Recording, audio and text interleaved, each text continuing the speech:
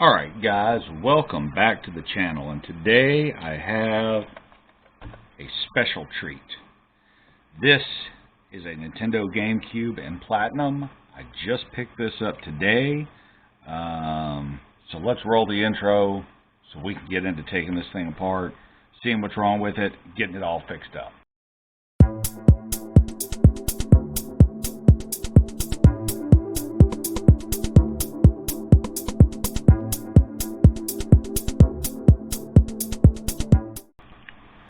So the guy that I normally, and I say the guy, there's a couple of guys, but there's one kid specifically that lives in the same area that I do. The kid's 14, 15 years old, just a good kid.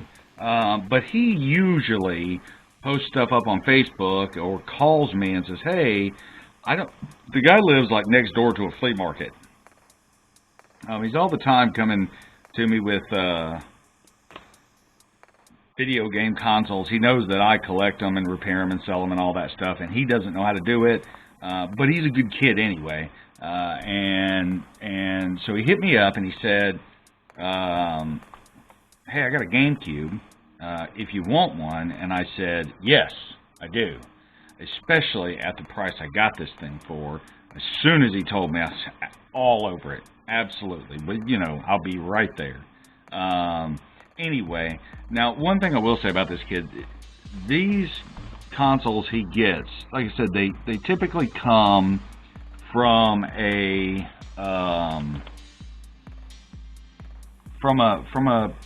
flea market up the road from his house or beside his house or whatever, and they're generally absolutely filthy, and this one is no different. And I have run across several with bug issues. So I'm just going to take a quick gander through this. I haven't taken it apart, haven't looked inside of it yet, other than just to kind of give it a quick cursory glance before I loaded it in the truck.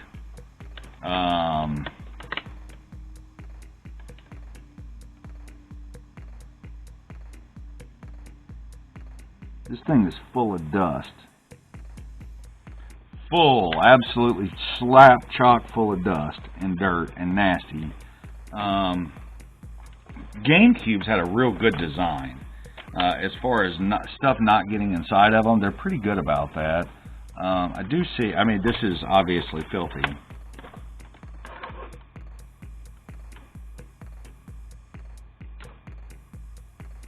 But I don't see any signs yet of a bug infestation. And when I say a bug infestation, I've mentioned it before on my channel of a roach infestation. I don't see any signs of that yet.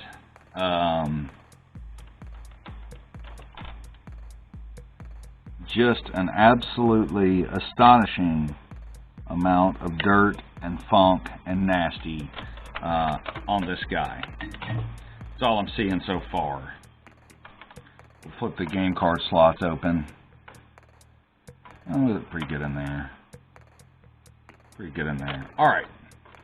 So, I feel confident enough, at least, that I don't see anything yet to start the disassembly process here on the bench.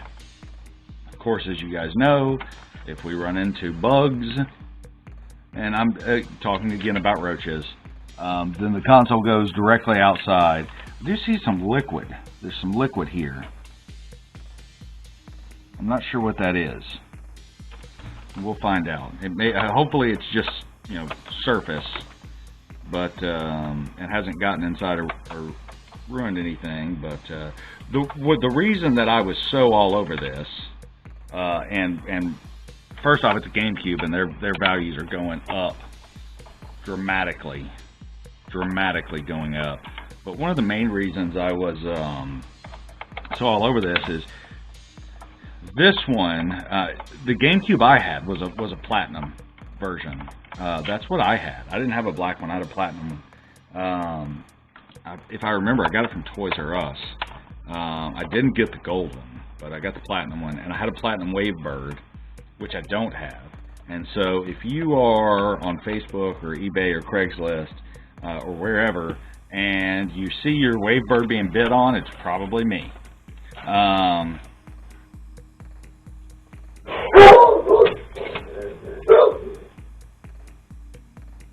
Sorry about my dogs.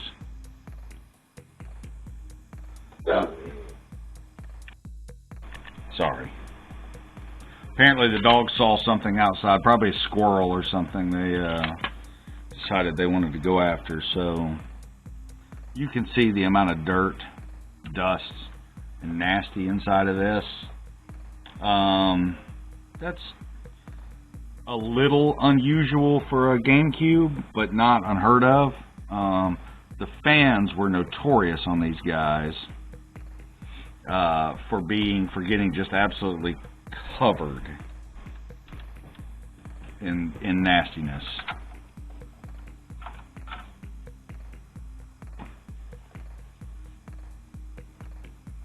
But I still am not seeing anything other than just the standard dust that you see in a GameCube. So that's all. That's great for us. That's great news. And so one less thing that we have to deal with. I'm gonna take my vacuum cleaner to this. Don't panic though. Don't panic, because I'm just hitting the fan and the associated edges to try to pick up as much of the dirt and nastiness out of the fan as I can. So don't panic. It's all good.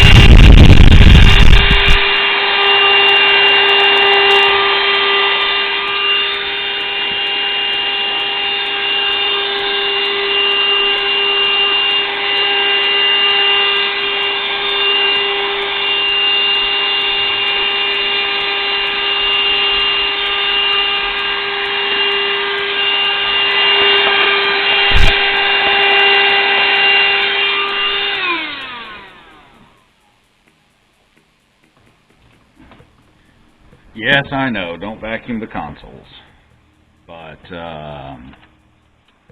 I'm doing it anyway.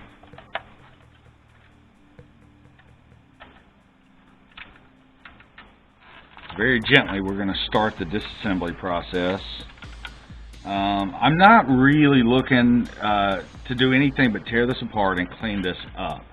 Once I get it out of this shell, we can start taking a look at, and of course, obviously, if we find anything, if we find any reason, anything definitely broken or messed up, we can kind of go from there.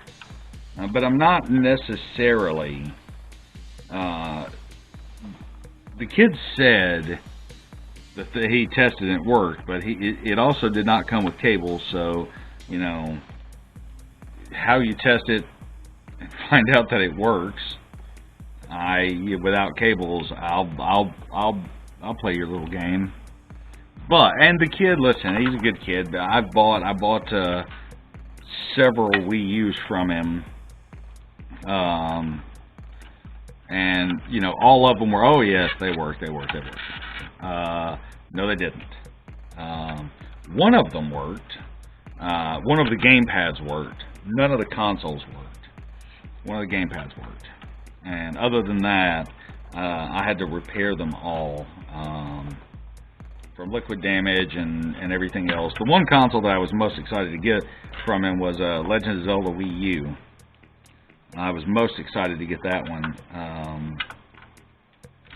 That one, if memory serves, had all sorts of issues, but we got it all fixed up. It needed a new screen, new battery, and he had jailbroken it. And in his process of jailbreaking it, had not followed the online manuals to the letter, and so therefore things did not come out so well. So we got a little bit of rust. I can see some liquid got in here. I can see some liquid definitely got in here. That just kind of is what it is. I'm not going to say it's par for the course. It just kind of is what it is. I'm being very selective, by the way, if you haven't noticed, about what I take apart in what order. I'm doing that for a very specific reason. If there are any bugs, I want to only allow them to go a certain direction.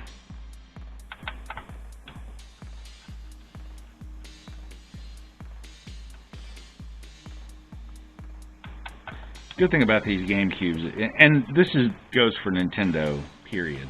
Nintendo, other than their insane screw usage, these guys, I mean, seriously, there are more screws to hold this GameCube together than there really needs to be. Does there really need to be 5 screws on this side? Does there really need to be 4 screws across the back? Probably not. Having said that, you know, the results speak for themselves, because Nintendo's hardware is top notch. It's hard to complain about it, man. They really build a good console. They really do. So, you know, how can you complain about it? I'm trying to remember. I don't remember. I'm trying to remember how this comes apart. It's been a little bit since I've disassembled one of these. I think.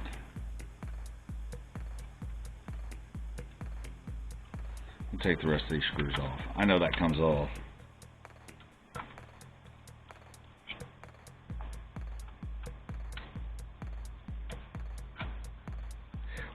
When you deal with, you know, there's a lot of guys that specialize in one or two particular things, and they're, you know, one or two particular consoles or whatever. When I don't really necessarily, I guess I do more Segas, more Segas than I do anything, because they're easier, oddly enough, to get a hold of than anything else. That's neither a good nor bad thing. That's just, they're just easier. Maybe it's just my area, but they're easier to get a hold of for me than anything else. But like I said, I do more of those than I do any other console, for that reason. I'm not going to take that out anymore. That's as far as I'm going to go, because there's ribbon cables that I can't seem to get to just yet. So we're going to very gently pop him back down. And this should, oh, is it the front screws?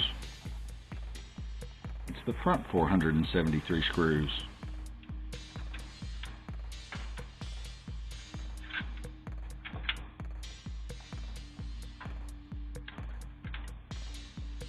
This one will be joining our my personal collection.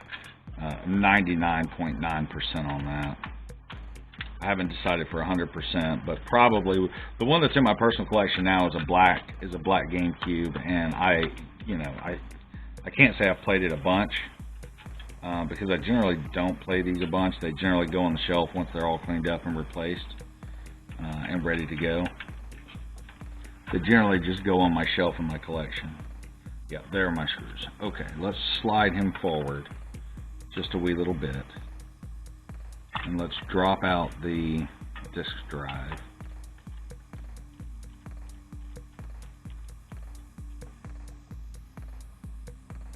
These screws are different.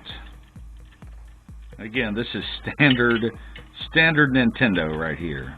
You know, not only are we going to use 400 different, or 4 million screws in a job where 1 or 2 would work, but we're going to make them all different sizes.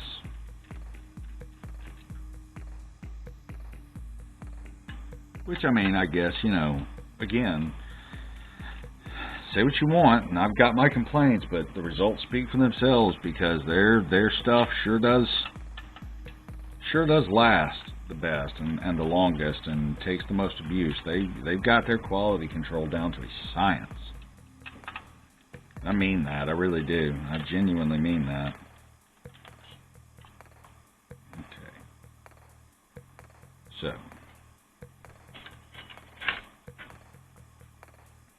That's right. We've got 2 soldered wires and a ribbon cable to fight with. So, this.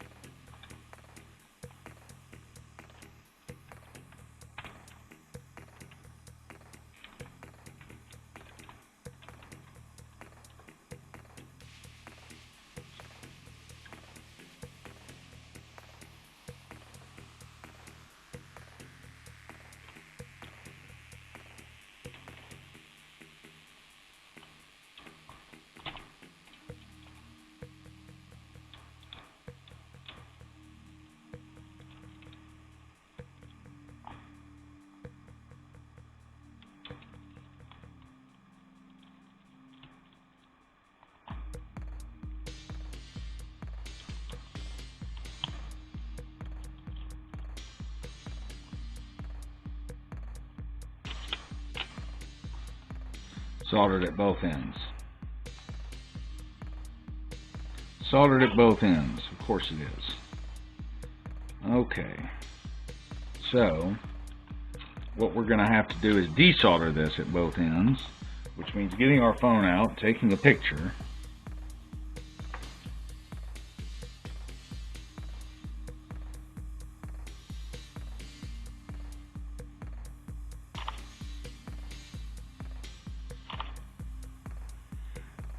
Now, Nintendo was kind enough to, and they usually are, they usually are kind enough to identify red and brown on the drive motor in or out.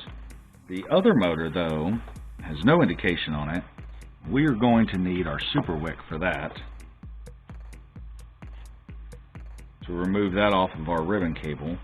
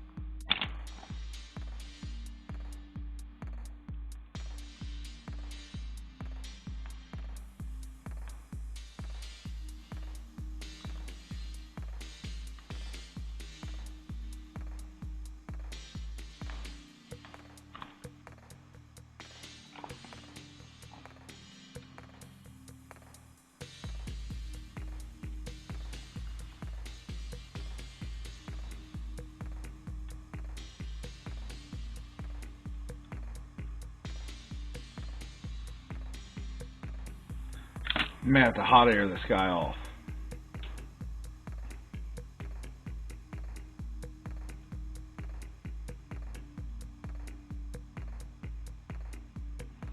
I tried to do it with desoldering gun, but doesn't look like that's going to work out for me at all. It's okay.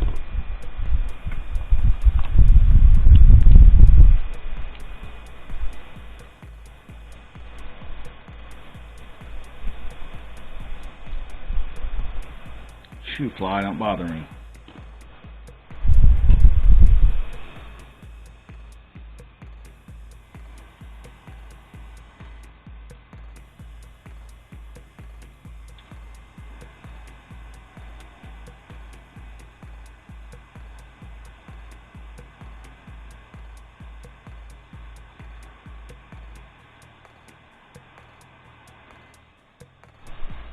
Okay.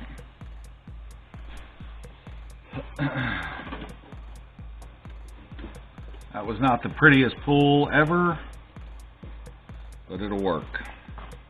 But it'll work. So now, that ought to come right out. Go side there.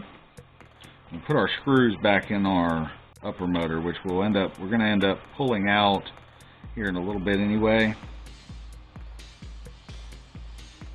And we can put them back in for now.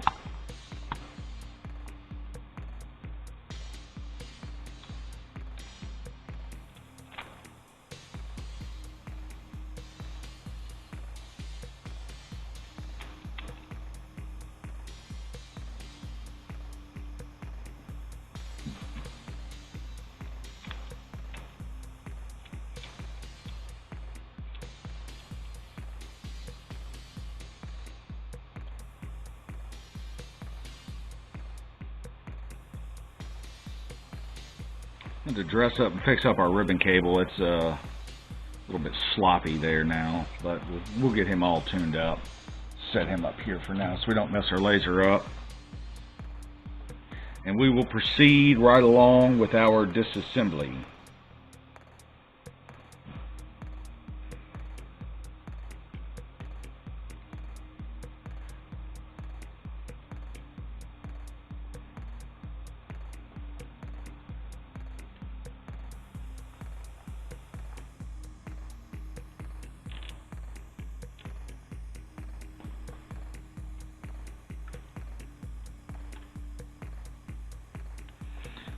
Okay.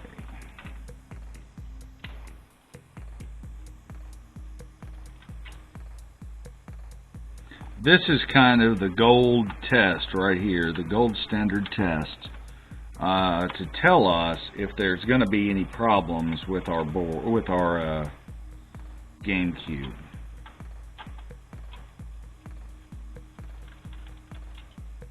This is kind of going to be that when you remove this, you find it real quick whether or not you have any legitimate issues with this. Now, Nintendo used, I believe it's I don't know, I don't remember what color it was. They used a thermal pad on these. It wasn't thermal paste, or at least that's been my experience. I've never seen one with thermal paste on it. And we've got the pads here again. Same thing. And they are a bear to get lifted. Still quite soft. We tore this one a little bit, but I mean, he's okay. We may end up replacing him. Well, obviously, I think we're going to replace him for sure anyway, because it's all got to go in the bath.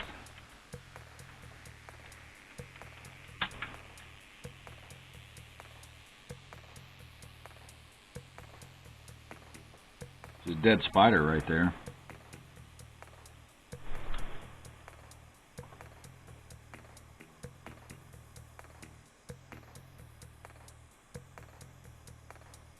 Yep, that's a dead spider. Let's let me vacuum him up, even though he's dead. It won't matter.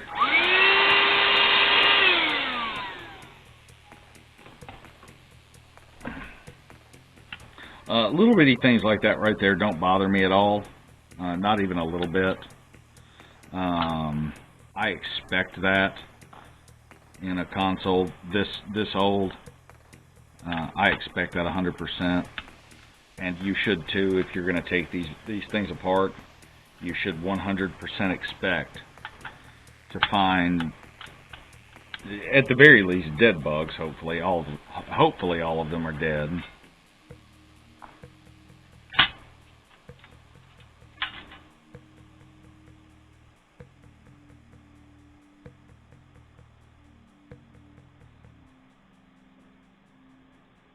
Well, that's interesting.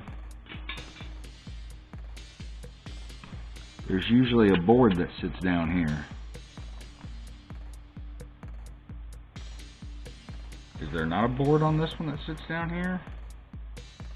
Can't be, can there? Because there'd be a connector for it. And this connector is for that. And normally there'd be a connector, which means... Interesting. Normally there's a board with a tray that sits down in here. So, I'm sorry, I'm just gonna, just in my head, I'm putting this back together. We're not gonna put the metals back in, but in my head, I'm reassembling this. So this comes in from my power switch into here.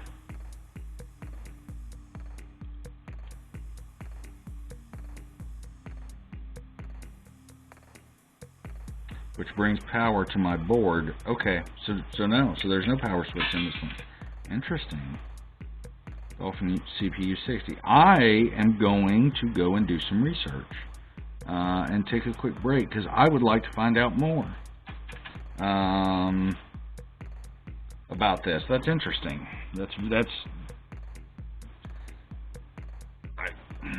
Who knows?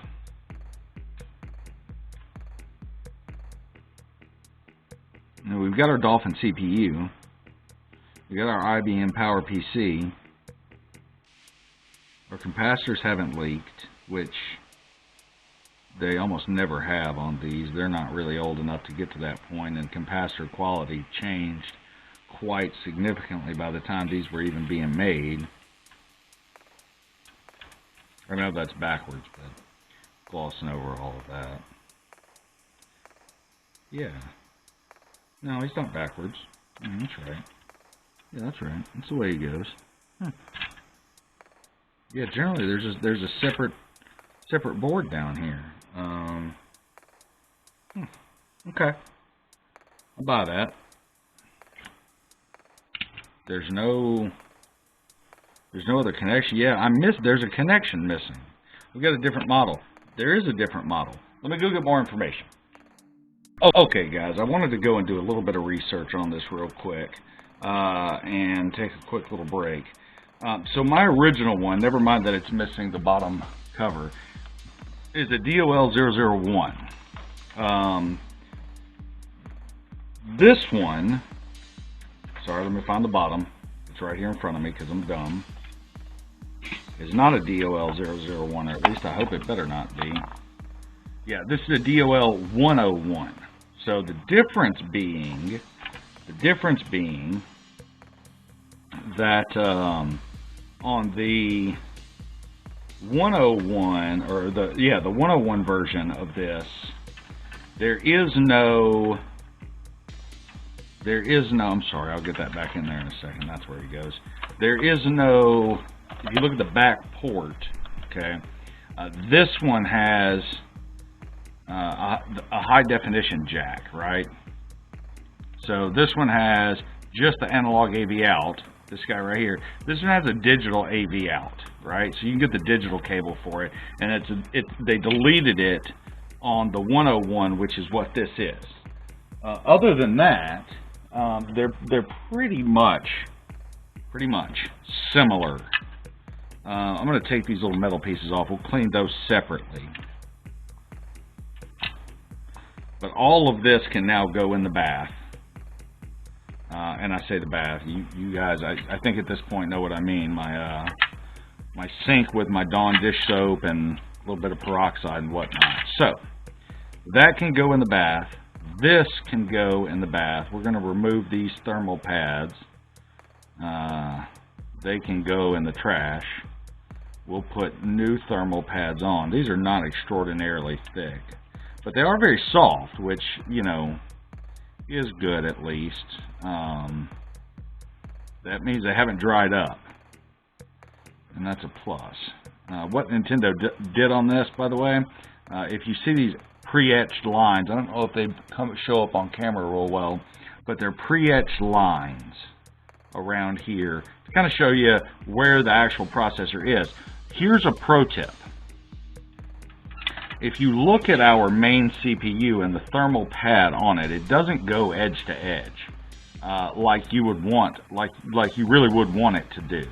It does not go edge to edge.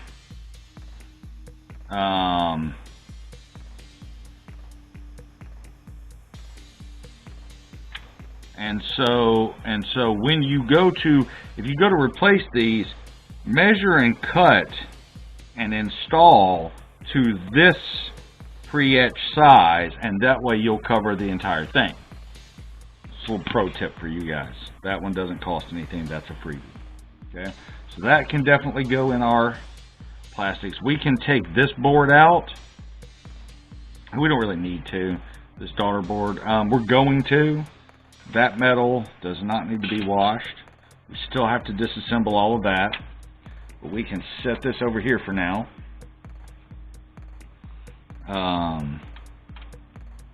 We're disassembling pulling this daughter board out of its shell, not for any particular reason. We're going to clean up our soldering mess that we made over here.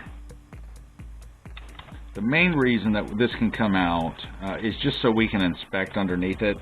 We'll go ahead while we've got it apart and throw the plastics in the wash as well, and clean up our soldering mess that's on it.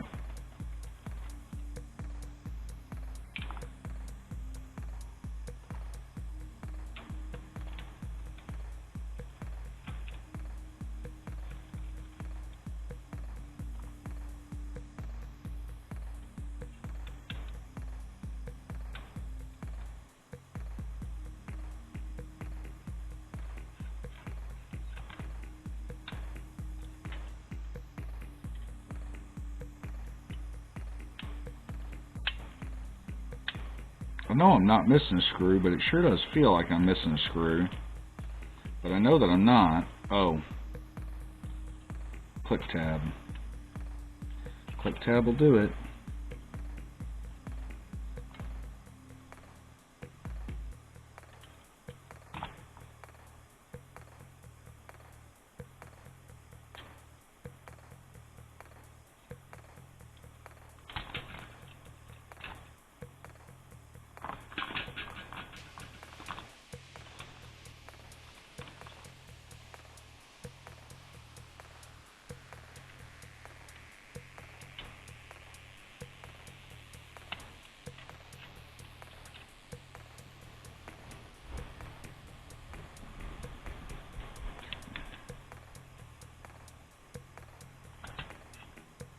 There's a little bit, I'm not sure if this is flux or moisture of some kind.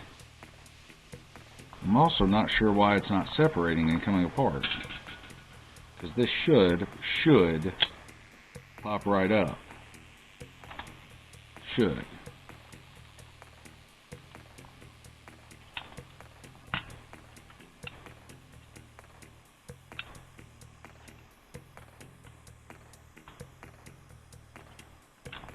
Unless it's being held by something.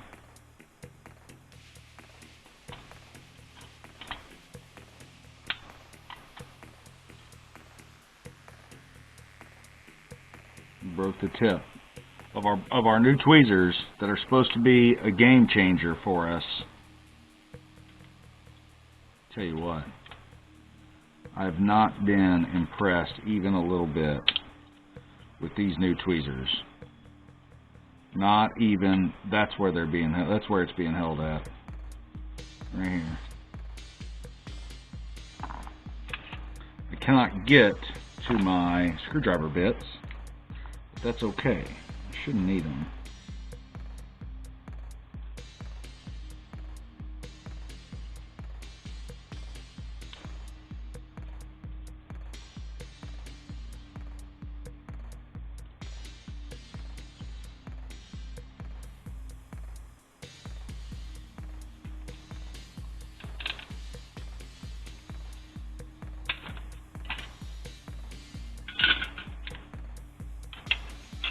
more plastics to go in the wash, more metals to not go in the wash.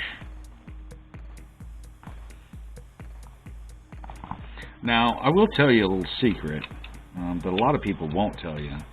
You can wash these fans, by the way. Electric motors don't really care if they're wet or not. And when I say that, they're all epoxy coated. Now, you can go through the trouble of pulling that sticker and pulling the fan blades out if you want. And washing the fan blades separately and not putting them in the water. You can do that if you want to. I'm not even going to do that on this particular one. There's just no need. That fan, other than being very dusty, is in fine condition. Spins freely. So there's no need to mess with him. Let's put that guy back over there. We'll pull this guy off.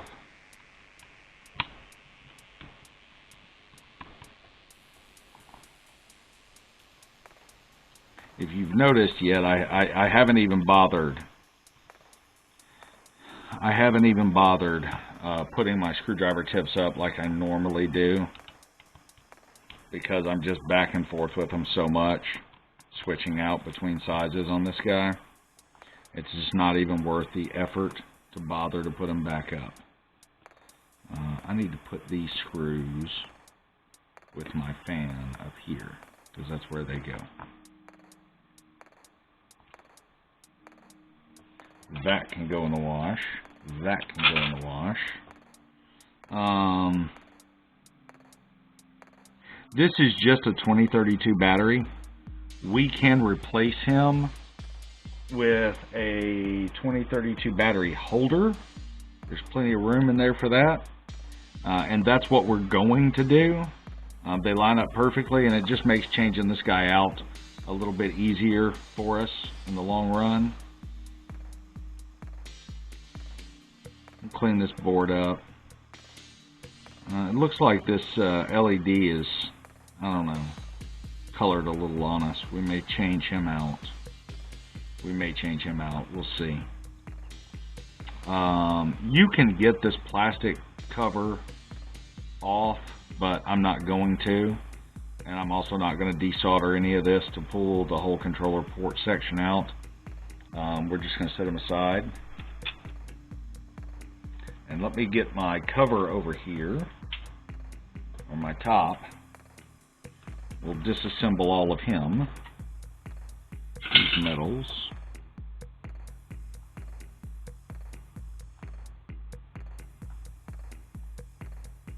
As I begin to make neat little piles all over the place of various different screws that I will never remember where they all go. I always say that, and then somehow I always remember, oh yeah, these go here, and these go here, and these go here. And, you know. But I always say I never remember. This screen, you can just throw the whole thing in your turbo cleaner.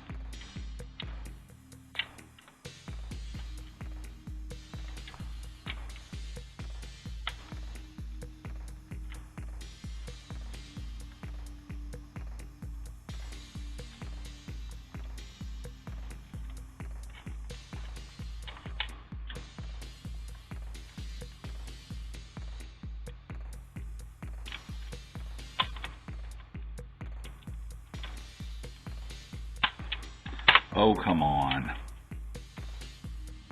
Any other time he'd come right out. Oh, come on. I used to have an apprentice used to say, science has proven that sometimes it do in fact bees like that. Scientifically, they've proven it. JB. He's a good apprentice, but he was a shitty guy. Good apprentice, not a good guy. I hope he's doing okay.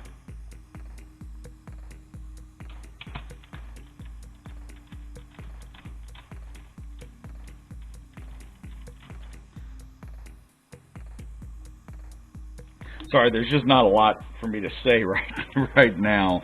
Not a lot of talking going on. Not a lot of soldering going on. Not a lot of anything but just disassembling a massive amount of plastic, which is, you know, the way we get these things apart. And taking all the plastics out.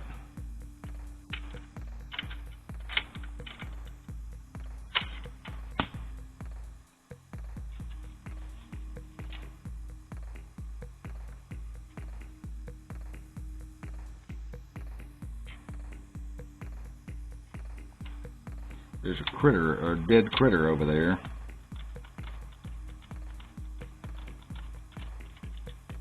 Well, be careful with the springs in this guy. They are under a substantial amount of tension. All the little springs and the little gears and all the little things are under a lot of pressure and a lot of tension. And they don't like to be disturbed too much. They're pretty easy to get in and out and back together and the whole 9 yards. But again, they are under a pretty good amount of tension. And they will relieve themselves of your command rapidly if you're not paying real close attention to what they're doing. There's a spring underneath this button, by the way. Don't lose him. You're going to need him later when you put this back together. All of this plastic can go away, spring. Nobody loves you. And that's pretty much it for disassembling the top side of this. That's pretty much it. There is just the jewel to take out of this. Trying to find a place. I'm running out of place to put things. To put plastic pieces and things to go clean.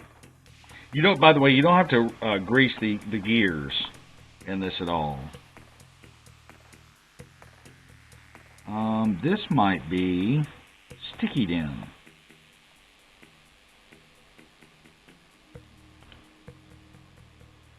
I know on the other one there's a little tab that you can there's a little, let me see if I can get it up here and show you. Yeah, on the other one, there's these little tabs right here that you can unclip the jewel from and pop him out. I think this one, though, is stickied in. And that's okay. That's alright. It's no problem. We'll wash him just like he is. I'll put all these plastic pieces in. Let me go start the bath for all of these plastics. I don't want to wash this because we've got our power connector in here, and I don't want to risk any oxidation on our switch or anything. Even though there are plastic tabs, you can take them apart. There's a circuit. I say a circuit board. It's not really a circuit board, but there is a circuit board inside of there. It's not really a huge deal. It's kind of one of those, like this guy right here, just a little simple PCB inside of it with just some traces and whatnot. I don't want to go disassembling him yet, and I'm not going to. I am going to take all these plastics over, get them soaking, and I'll be right back, and we'll do the rest of this stuff. Be right back. All right, guys. So I got everything over there in the sink soaking real quick. Let me put all of these screws that go with the top cover together in one place. I know exactly where I'll put them.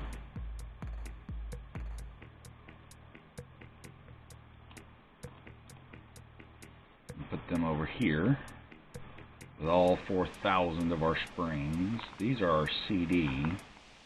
We'll put our CD screws here. These are our heat sink, which by the way,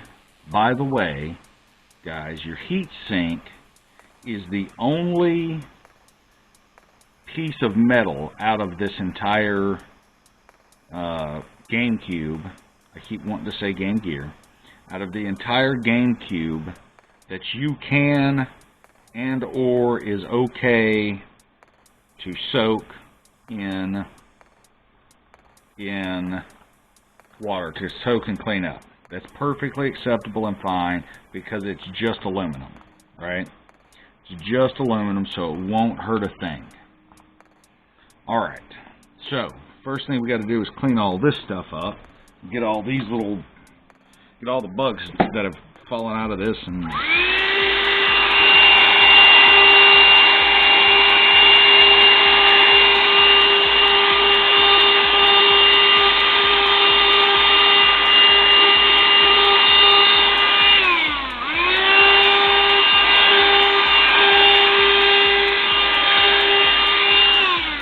Oh no, he's vacuuming the board again.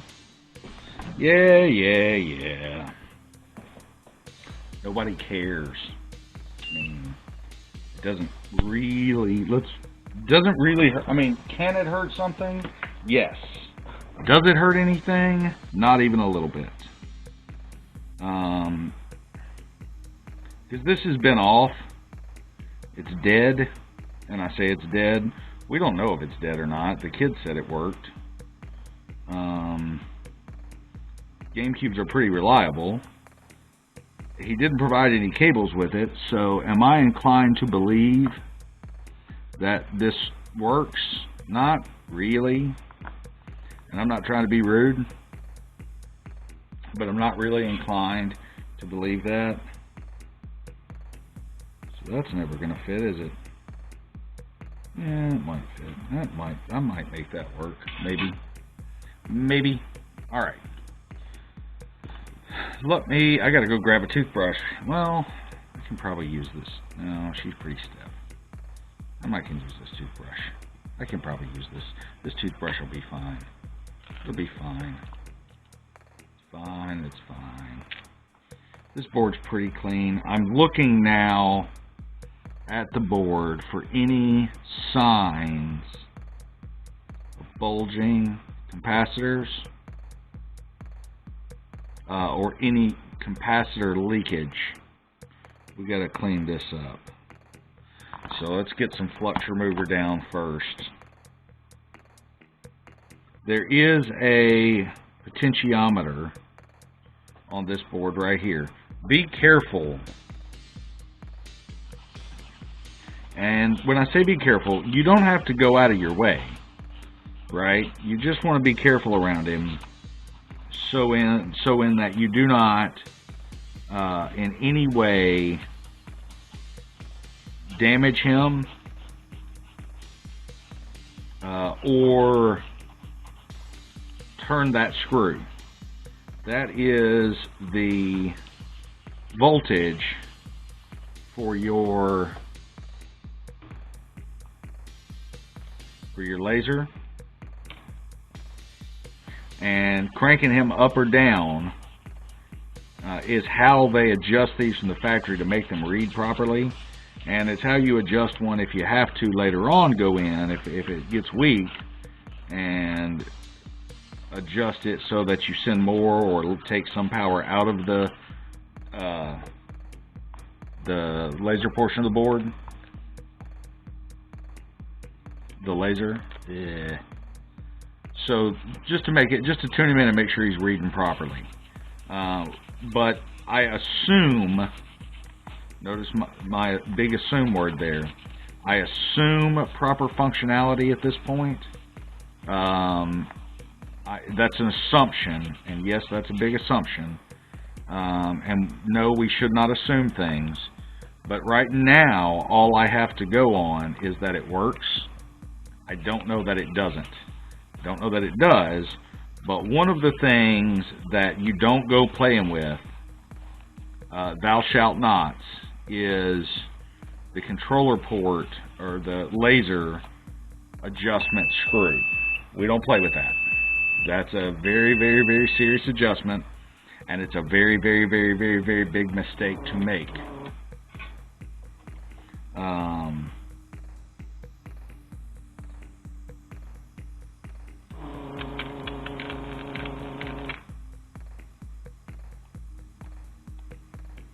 Okay, this is going to be, I hooked this up, I think, at this point for absolutely nothing, because there is no way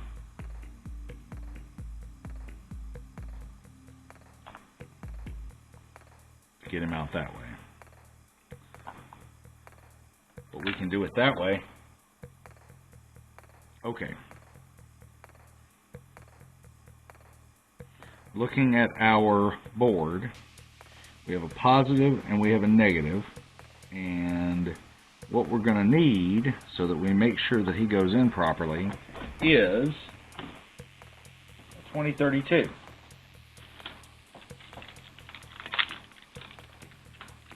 Which we just happen to have a bunch of. So all this is, just so that we're clear, is just a CR2032. There is nothing, this is made in Indonesia, 2032. This is a Panasonic 3 volt. That's all this is. There's nothing special. CR2032, 3 volts, CR2032. This is an Energizer made in Japan. This is made in Indonesia. You know, whatever. What we got to do, though, is figure out, the top of our board is labeled with a plus. So when we drop him down in here, underneath our thing, we know that this side right here goes to our positive. Goes to our positive side. And he drops right in our holes. Theoretically right on in. There we go. Just like that. Make sure he's sitting down nice and flush. Once we know he is, we can solder him in place. Do a little dab of flux.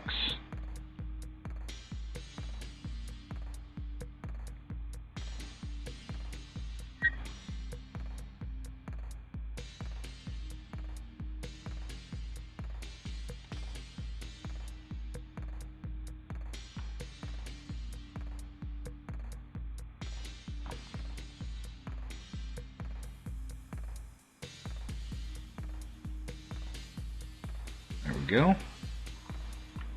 Now, we got our little holder in place. We can drop our 2032 in here. Let's put him with the Energizer word facing up. And now, if ever we have to again change this battery, nothing to it, right? If ever again we have to change this battery, nothing to it. All we have to do is pop this guy out and pop the new one in, and we're ready to rock and roll. Okay, nothing, no big major work on this guy has to be done ever again on that front. No more soldering, no more desoldering. All right. This appears to be a 3mm LED. Just appears to be, and if I had to guess, I'd say it's probably a red LED, but I don't really remember. However, what I do know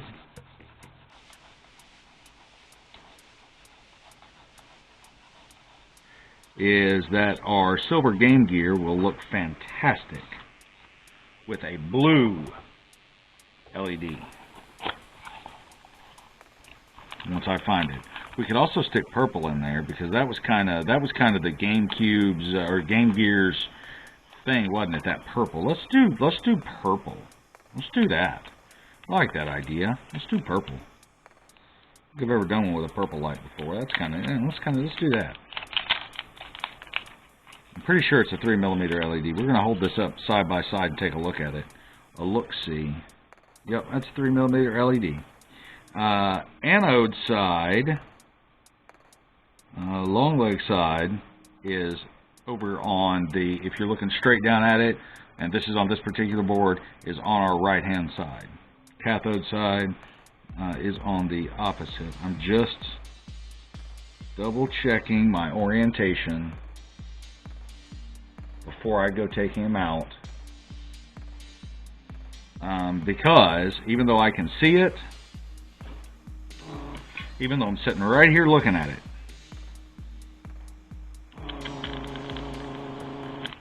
tell you what, before I go taking them all the way out, fold this leg straight so he sticks out about 1/4 of an inch.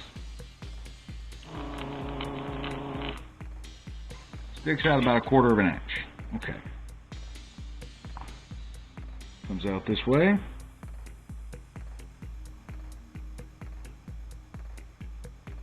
Goes back in. Same. Now, how do we get that to the exact 1/4 of an inch we want?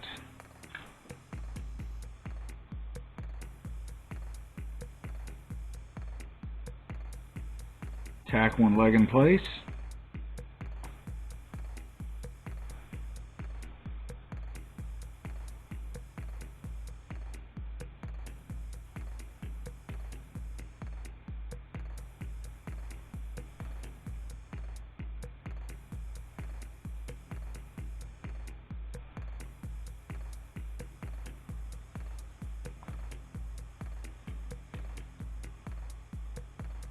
A little bit of flux down.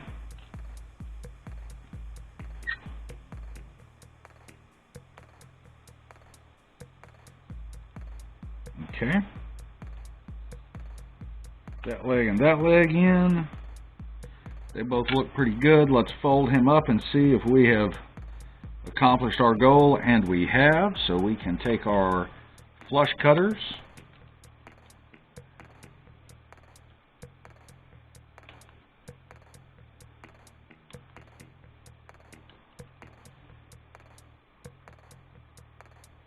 I've never put a purple LED in one before, but that is our GameCube colors. GameCubes were purple. And when I say that, the purple from the GameCubes, that's the loading screen, right? The loading screen comes up and it's purple. So since that's purple, we'll continue the purple theme on. We'll make the LED purple.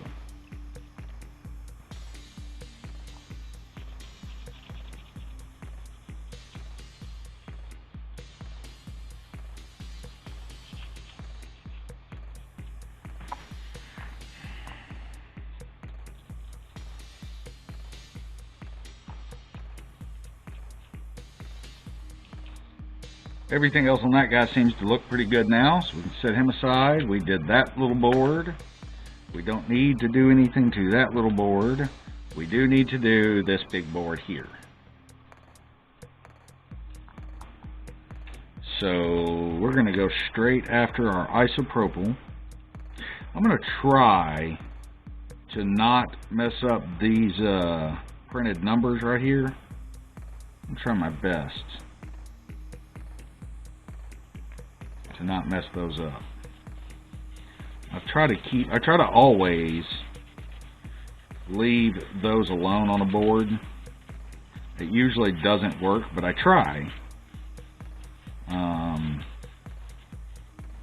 So there's usually no way of getting around scrubbing that area if you're going to clean the board.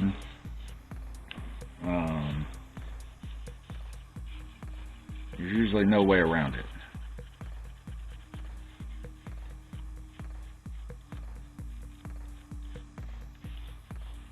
The good thing about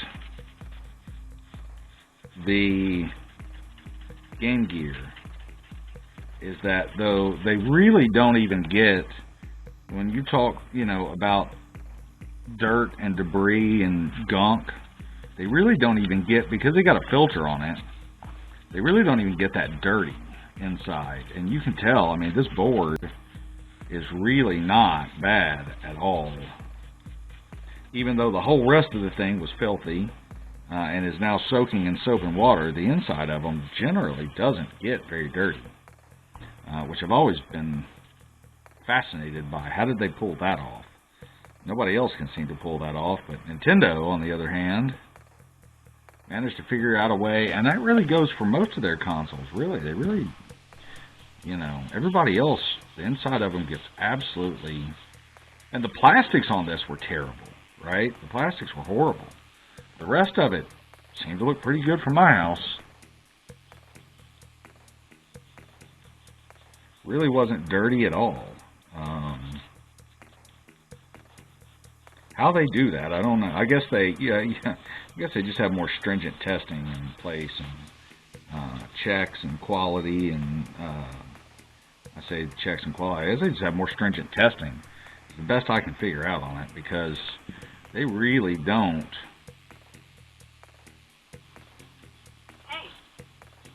They really don't get too filthy.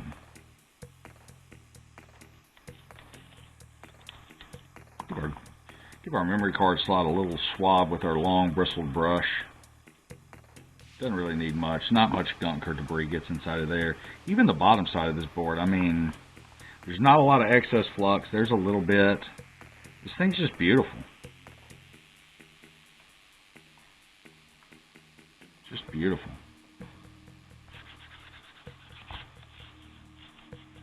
It is this right here. This is the reason that I you know, and I'm harsh on Atari. By the way, can't wait for the VCS. I'll be getting one as soon as possible. We're going to open it up and all the stuff right here on this channel. I know everybody else has already done one, but you know, I don't get sponsored. I don't take sponsorships. So you know, I gotta wait like everybody else. And I didn't believe that they were actually going to release the thing. I was shocked when it actually started showing up. I was stunned. I think I was as stunned as everybody else was. Going, what? You mean they actually delivered something? But at any rate, now that we've got an official release date, see, I've already made my numbers run. Damn it, darn it, gosh, oh well, it is what it is. Nothing I can do about that now. I was stunned. I think just like everybody. What? What do you mean, Atari VCS, the review?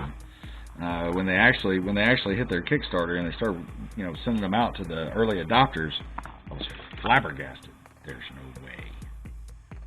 There's no way. There's no way that's true. Nobody's getting a VCS. It's a pipe dream. And then all of a sudden, they started showing up in people's hands. And I could have kicked myself at that point.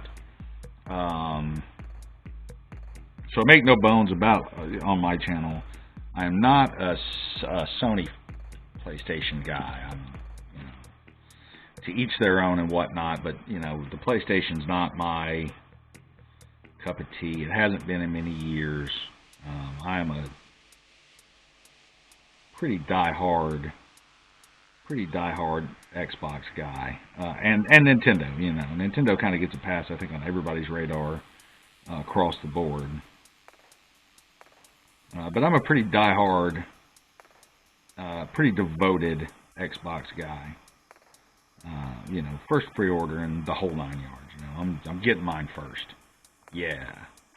I didn't even bother, and I haven't bothered, and I probably won't bother. I may at some point get a PS5. I don't know. I didn't get a PS4 the whole time they were out. Wasn't interested. Couldn't be bothered. Couldn't care less. But I got every version of the Xbox, darn it. I'm gonna have every one of those. Yeah, I know. But I'm getting one anyway. I know. I got 4 Xbox. I've got several Xbox of the original Xbox ones. Several of them, including my original Xbox One. Got it too. It's sitting over there. I modified that one. I'll break it out one day. We'll clean it up. And I didn't do a very good job modifying it. But anyway, you know, day one of you know, Series X, I was there. I was there, man. Launch day, pre-order day. I was there.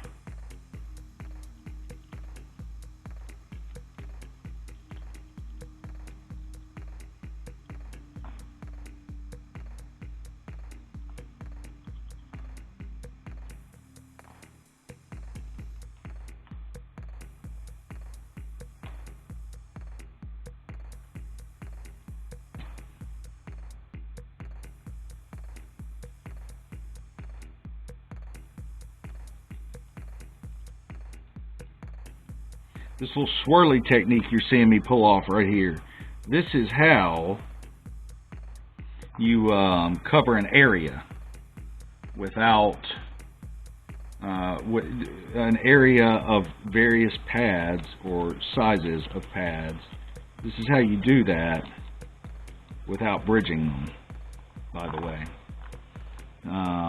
Good flux and a circular motion with your solder. And keep you from bridging anything.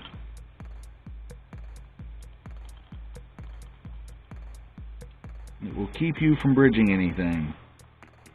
That was just double-sided tape is all that is. And we're just going to peel that up.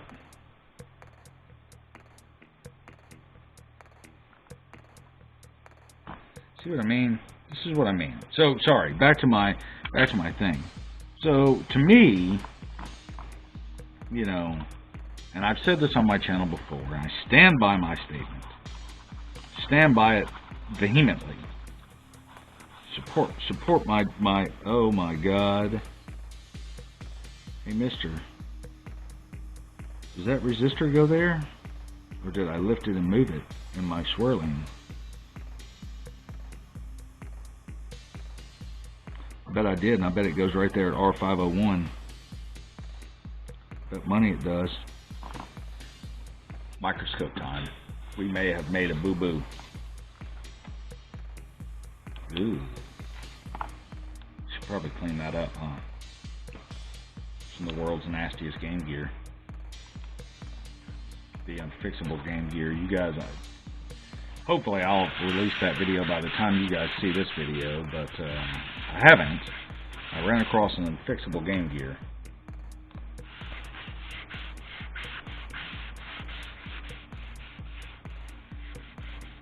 Which takes a lot of guts for me to say that is unfixable. And when I say it's unfixable, of course it's fixable, but I decided after many hours under a microscope that what I was going to end up with was a 47-hour long video that nobody was going to watch, and there was no way to trim it down. Okay, mister, let's see where the resistor is. Mister, it's a resistor. Okay. Yep, you see this right here, R502? This guy right here that comes down to VH+. And you see this guy right here, R501? I'll bet you, I'll bet you money, bet you dollars to donuts, that resistor right there belongs right there. And I bet you money I lifted it because I'm an idiot. With my swirling motion, I bet I just didn't notice that it was there. Let's put a little bit of chip click here, a little bit of chip click here. And we're going to hot air him up and back. Not going to hot air anything, apparently. So I didn't turn my hot air on. Dummy.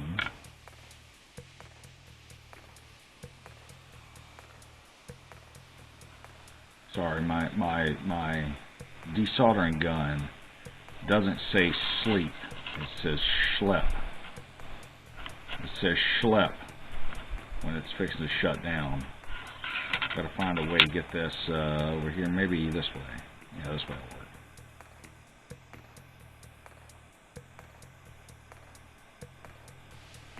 You guys can't even see what I'm talking about, can you? All of this. And the screen's been up pointed at me. You guys can't even see that. Sorry. So you see that 470 right there on R502? And you see this one kind of in between that H2, H3 right there sticking up? I bet he goes right there on R501. Bet he does. Alright. So we're at 420 on about 30% airflow.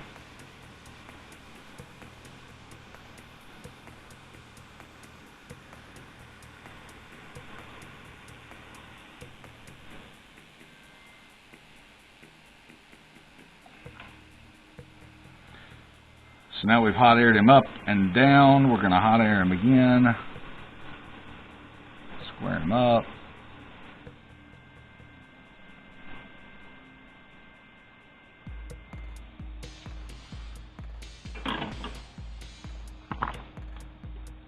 We're going to come in here and double check both sides. Yeah, there you go. Now, would you see him shift right over there in a hurry, huh? And I mean in a hurry.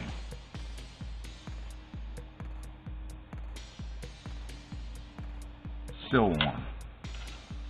Still warm. Cool. Yep. My little swirly motion there. I lifted that guy. I lifted him. And he somehow self-deposited. Uh-oh. Nope, that's just flux. Okay, that's no problem. That's no problem. That's no problem. That's no problem. That wouldn't matter if it was bridged. I want to touch him again. I hope he's cooled down enough.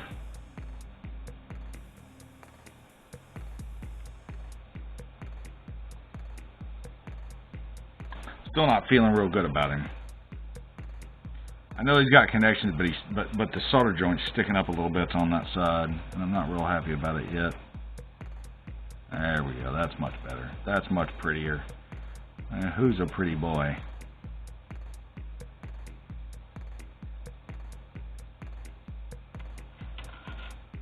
Gonna add a little solder over here on this side of this 470. It doesn't need it, so I'm gonna do it just because it doesn't need it at all on R502. There we go. I feel better about that. How do you guys feel about it? Okay, we tinned all those pads up and cleaned all that mess up. I say cleaned it up. Now we got to remove all our chip quick before it finishes drying on our board and leaves nasty yellow staining everywhere, which is what chip quick does. Never, ever, ever, ever, ever, ever, never, ever, ever. If you are working on a board and you are using hot air, especially if you're using hot air on a board, never, ever, ever, ever, ever, as soon as you pull the hot air off, apply any sort of anything but a paste flux. You will thermally shock the board with anything liquid, and I mean thermally shock it instantly and crack all kind of solder joints all over the place. It's a really bad day. So do not ever, ever, ever, ever, ever, ever apply any sort. I don't care if it's isopropyl. Let the board cool down a little bit first.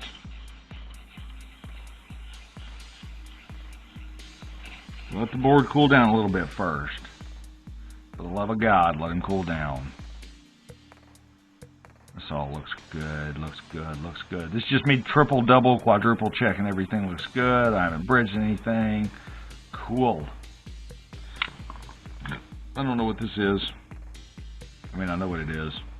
I also know it's now gone. Cool. Looks good. This whole side of the board looks good. Okay. That looks good, that looks good. We can turn the lights back on and get rid of our microscope.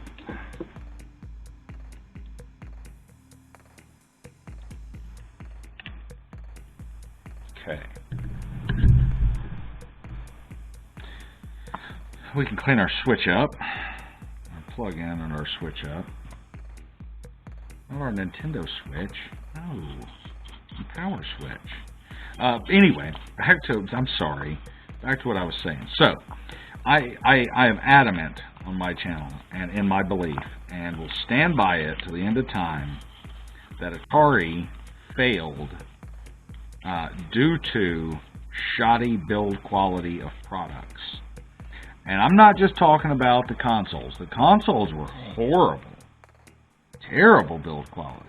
I'm talking about in the games themselves. You know, and when I say in the games, I mean in the quality of the cases of the games. I am talking literally like they were just put together horribly. I am convinced that enough people got tired of spending money at Atari for, I mean, listen, guys, I pick on Sega a lot for their build quality. Okay, and when I say build quality, for the randomness of their build quality, for their lack of attention to detail, for their use of so many different suppliers and their chains to, none of the components. I mean, literally a VA1 to a VA1 to a VA1, and you'll have 3 different brands of capacitors across the board. It's insanity. And I pick on Sega relentlessly. But the worst offender, in my opinion, of all time was Atari. I don't care if it's a 2600, I don't care if it's a 5200, I don't care if it's a 7800, I don't care if it's a Lynx, I don't care if it's a Jaguar, I don't care. The build quality of their systems is pure garbage. Pure, absolute, 100% garbage.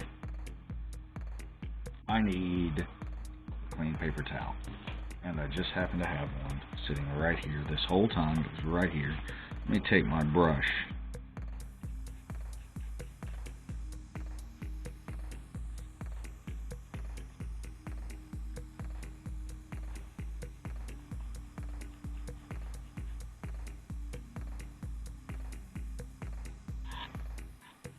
So I want you guys to watch the method, the pattern that I do this.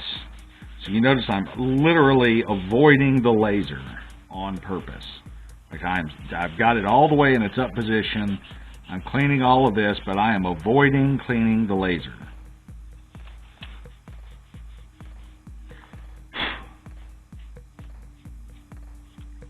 Do not ever clean a laser with a paper towel.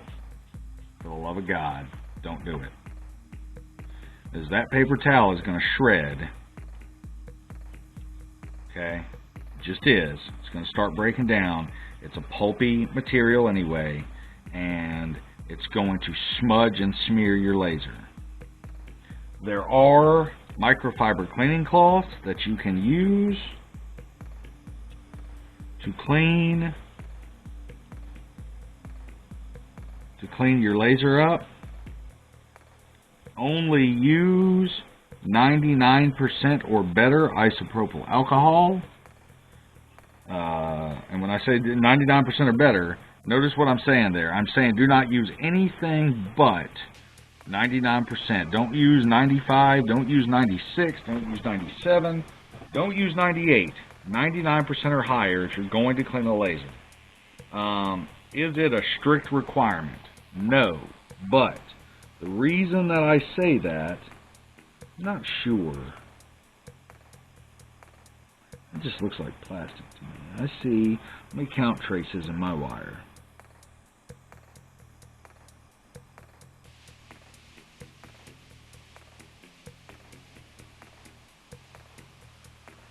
These two right here are stuck. No, they're not.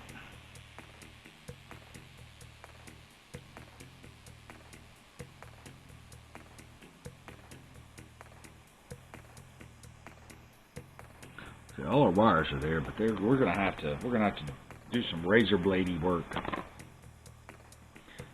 with this guy.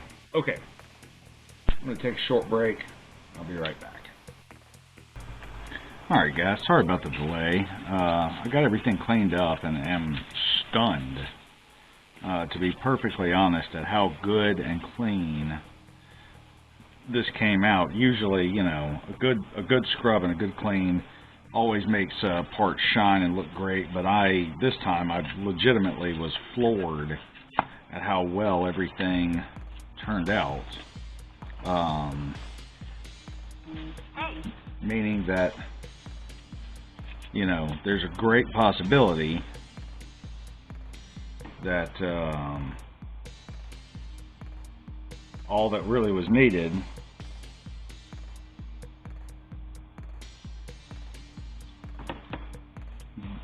was just a clean, because it was probably just only dirty. Even the top lid with the jewel that's usually all scratched up really doesn't. I was pretty convinced I was going to sit here for a good long time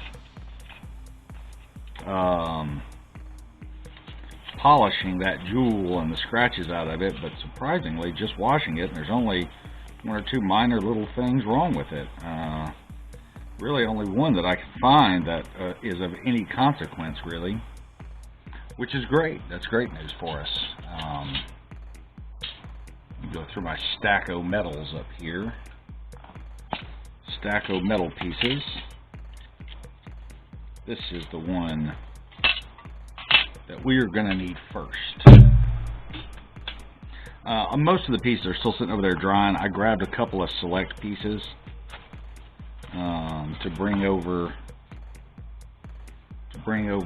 and drop in. If I can just remember which way this goes on. Does it go this way? I think so.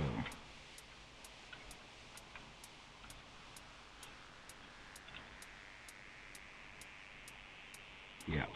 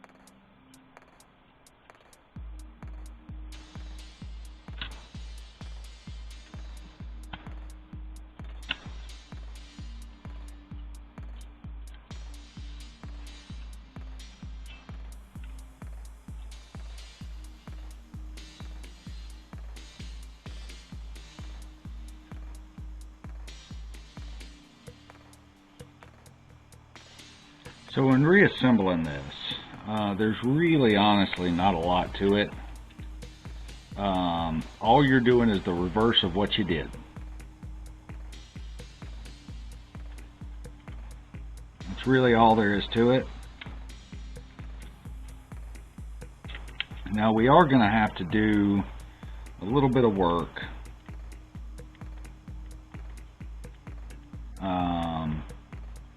to ensure that our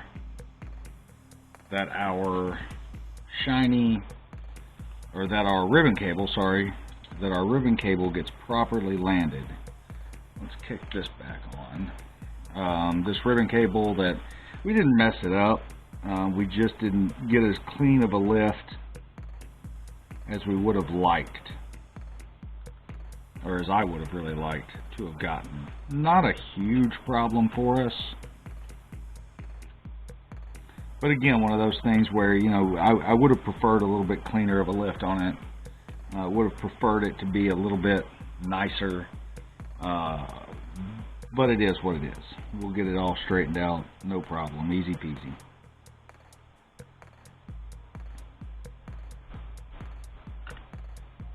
So I know I'd said earlier that this one is definitely staying in my collection, and it is.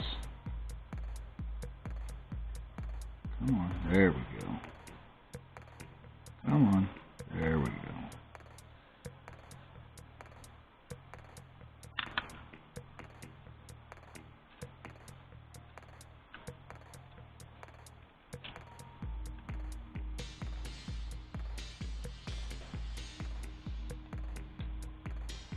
What we've got now are several broken traces on our ribbon cable.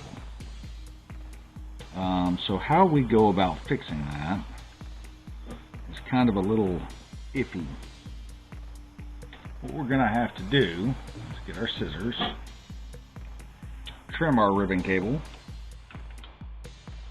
and then restrip it, which is a lot of work, but nothing too terrible. Hey.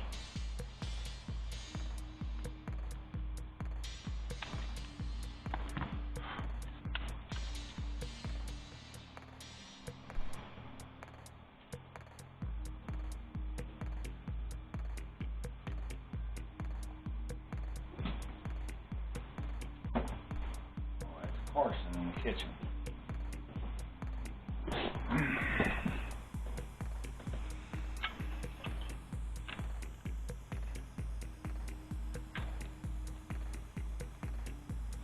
And once we've cut him back,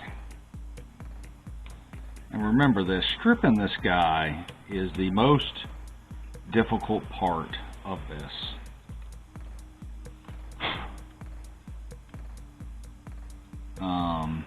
Stripping any ribbon cable back is a challenge best, but it doesn't matter if we fail, because even if we fail, we can just run all new wires to it.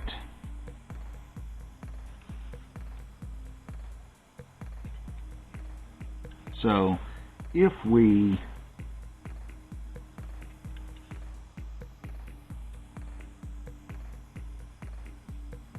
sorry, this is probably going to end up as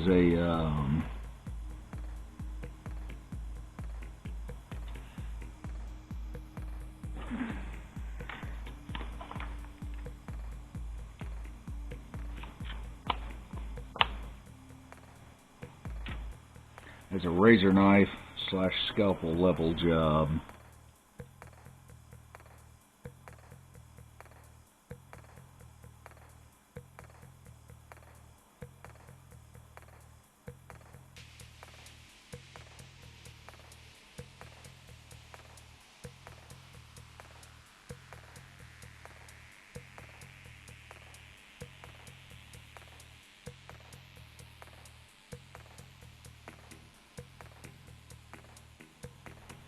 Either that or I'm going to end up running individual wires. As a matter of fact, I'm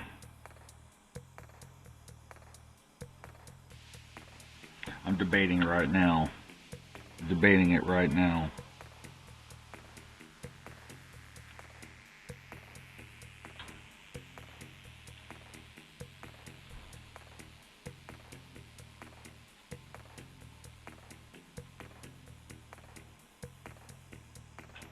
And I'll tell you what I'm going to do. I'm going to take a look, even though I've already dropped this in, and I'm going to see how tough, how difficult, how big of a pain it's going to be to run individual wires instead of fooling with this ribbon cable. I want to see. I want to find out.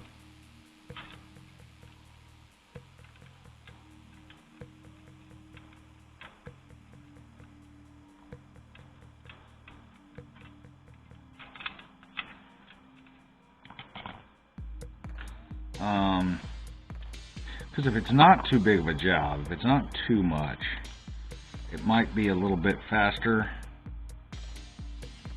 Of course, I could, once I have the whole thing out, quite simply strip the wires. The hardest part about stripping the ribbon cable is stripping it in place.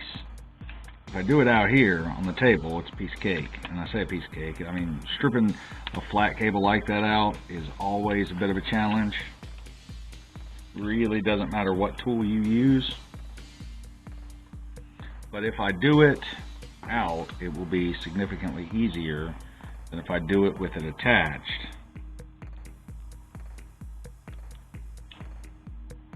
But I want to take a look and see,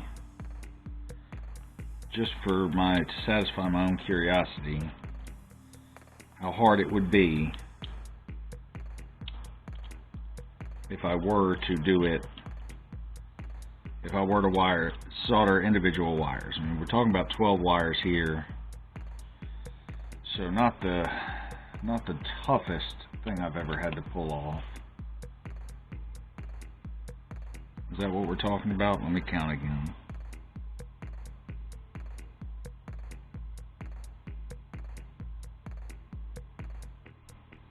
Yeah, 12 wires. And I mean, they're all straight as they can be, so I mean, theoretically, if I keep them straight coming off, it should be pretty easy to keep them straight going back on.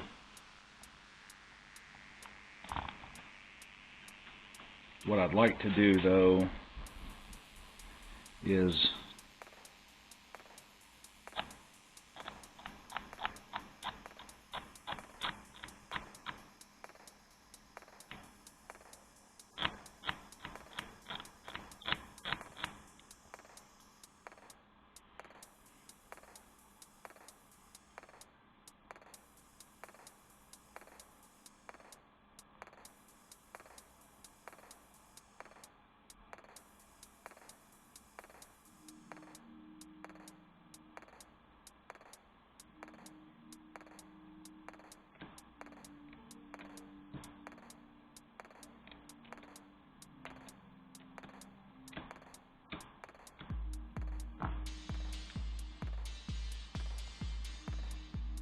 Okay.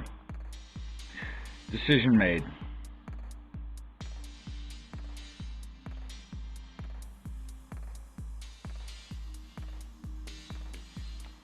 Decision made. We're gonna go ahead and pull this.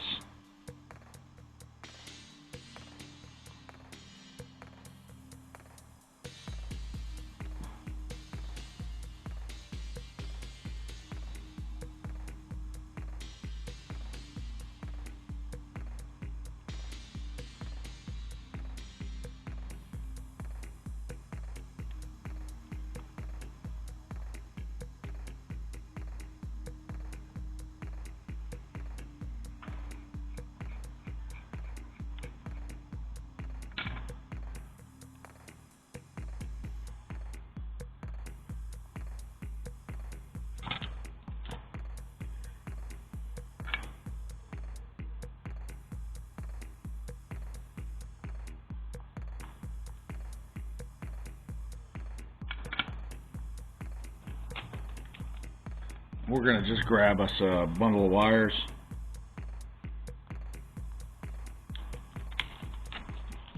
These ultra thin, ultra small.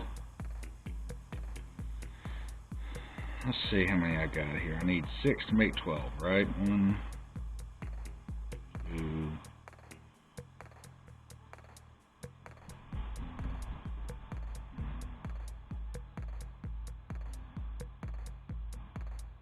6.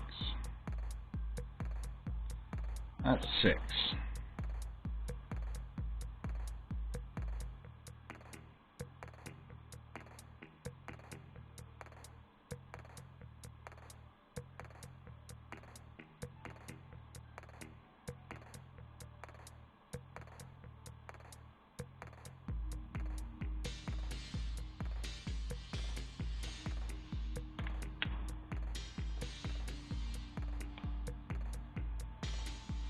There's 12.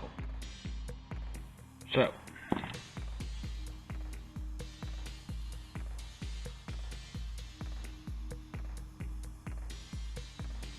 now all we should have to do is strip each one of these just a little bit.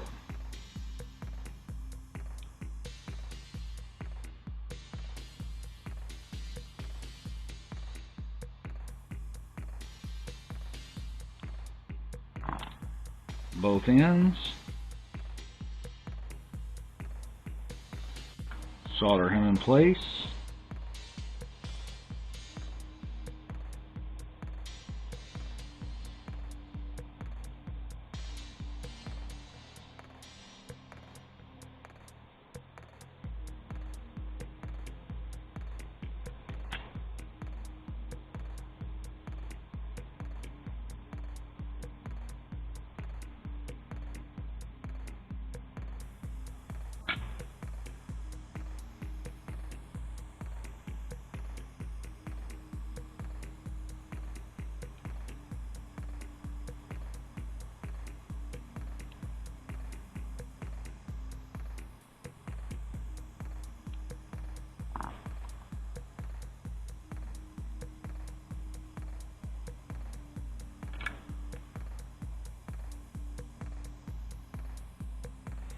Yep, I should have seen that coming a while ago, huh?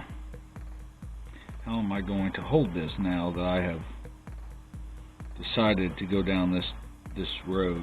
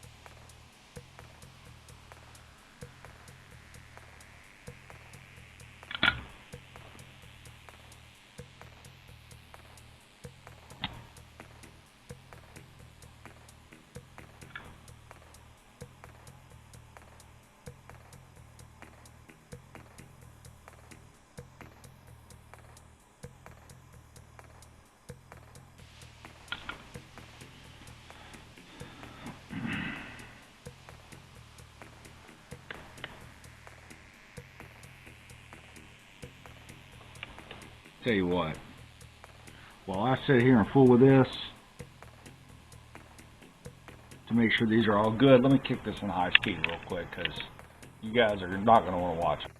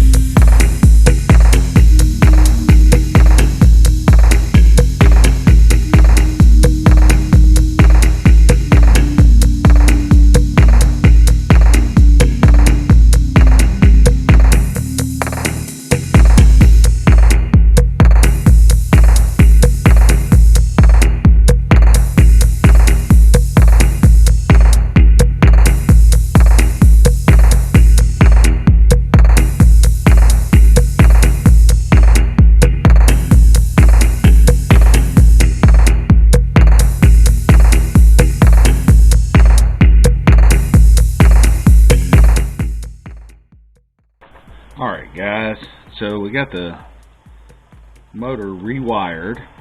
I'm going to drop him back in now. we go. Finish bolting him back on. It took me a few minutes because I wanted to. I didn't want the wires to come loose, so I glued them down with some C8 glue. Now, C8 glue is a great glue to use for stuff like this. It's non-damaging to your trace. My brain went blank for a second. Give me a second, I'll figure out how this all goes back together. Quite a bit of that today, huh? Or I just can't seem to figure it out. That happens. At any rate, it's non-damaging to the solder mask. Also, it is incredibly good at fairly quick and solid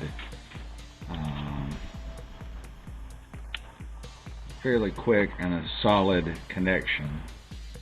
Now this right here is where things are going to get slightly tricky, because I'm going to have to bring these wires up one at a time in order and land them. So the first thing that we want to do is connect this ribbon wire so he's not flopping around.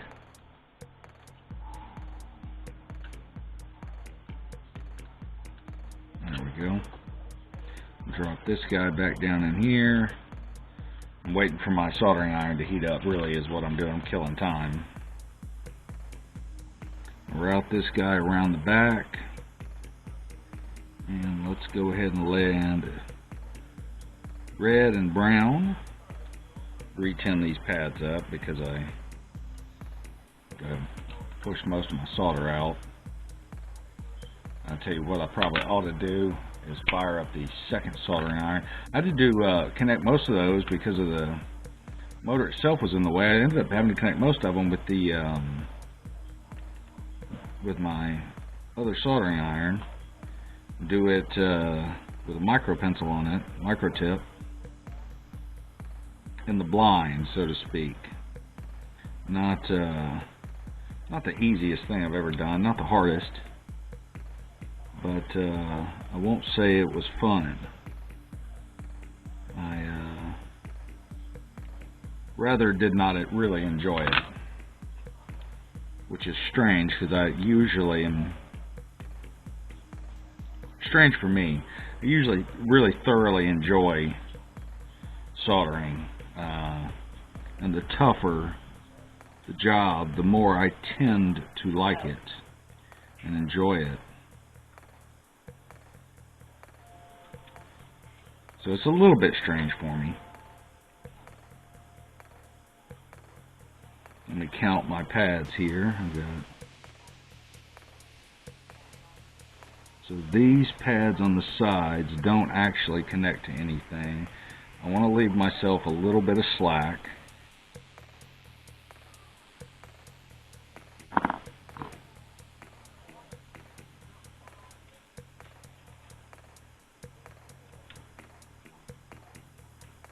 So our cut point is going to be up here. And I know you guys can't really see it well, but our cut point's going to be up here on this, way past where we should be, way past. But again, I don't want to under. I want to leave myself plenty of room to work with here.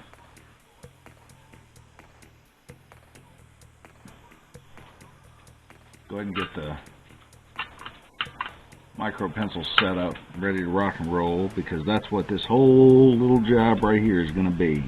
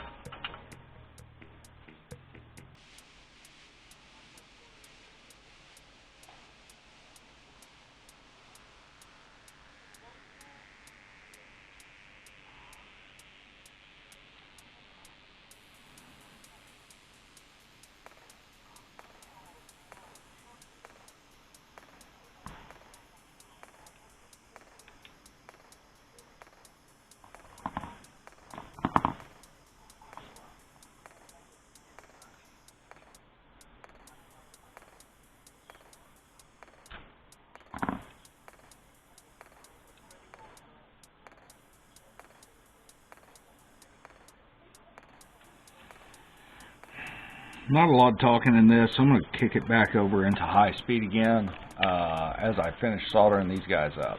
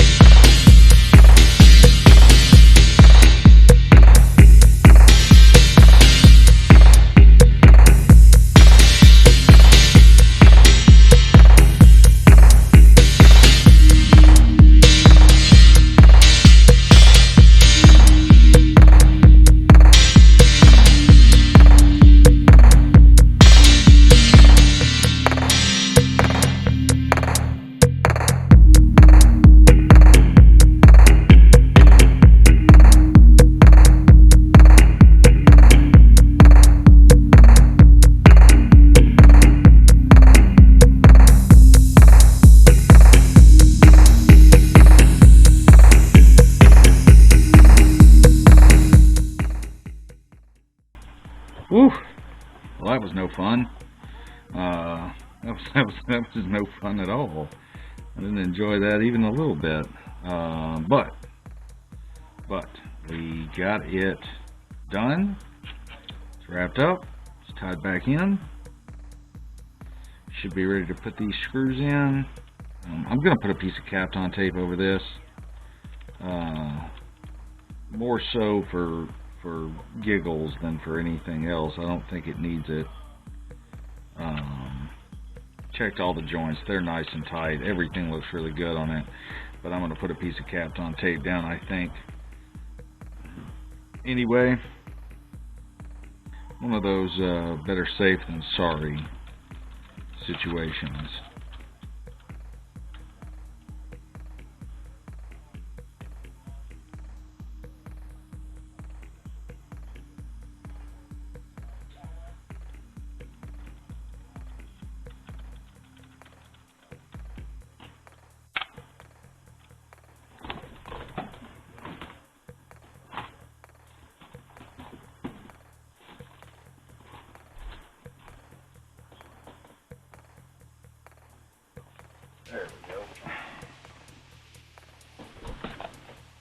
Fixing to say, I was going to put a piece of Kapton tape down, but as it turns out, I can't find a piece of Kapton tape, but I found one. I got one. I got it.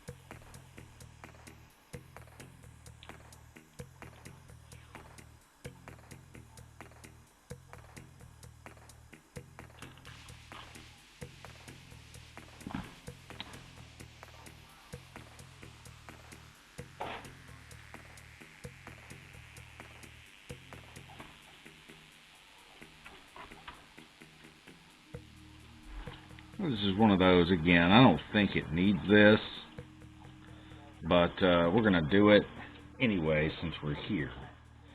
I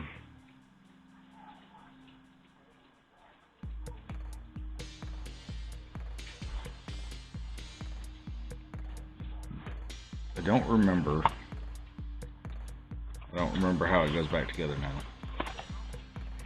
That happens sometimes.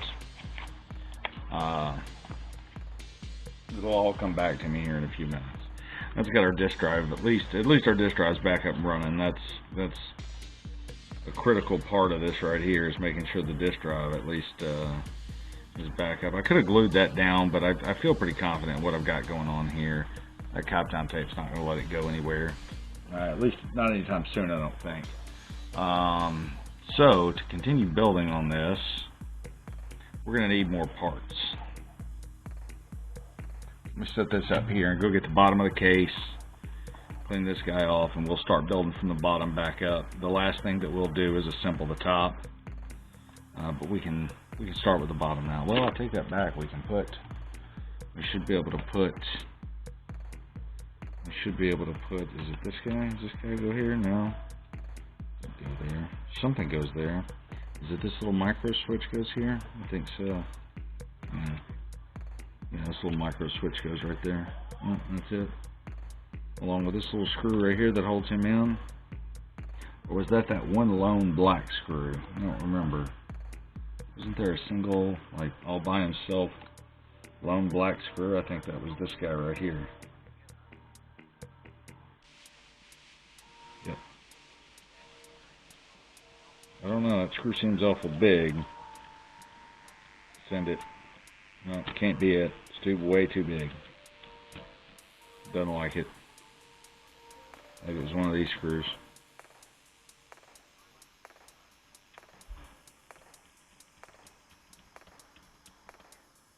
Yep, it's got him in there. Cool.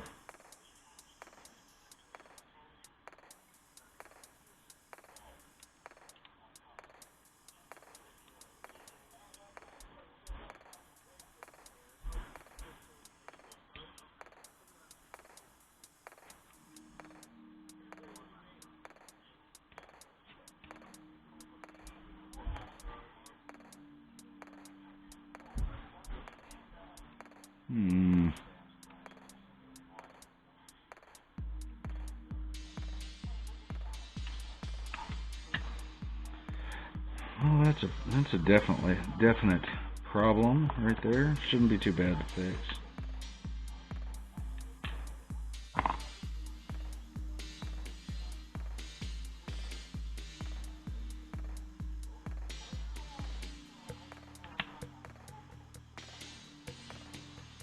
Cool.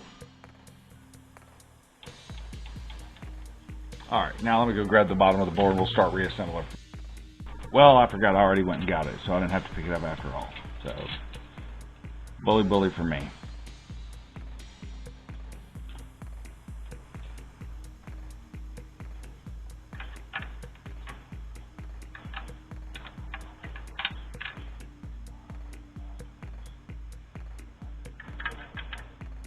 Does that look about right? I think so. I guess we'll see, won't we?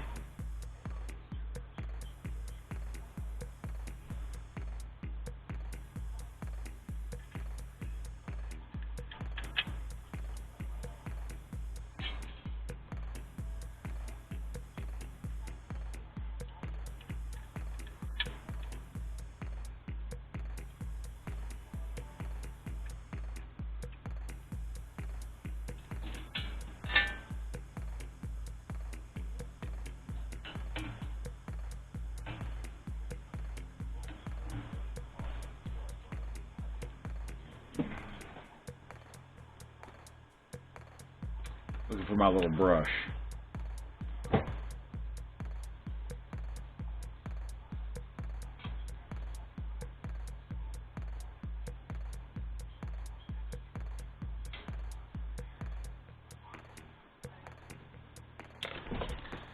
Alright, let's see here now.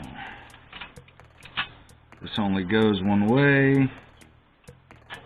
I'm thinking that is definitely the way it has to go. Just like that.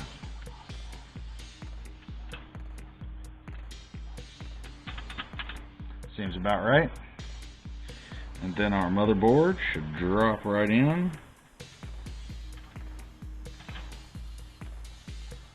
Like so.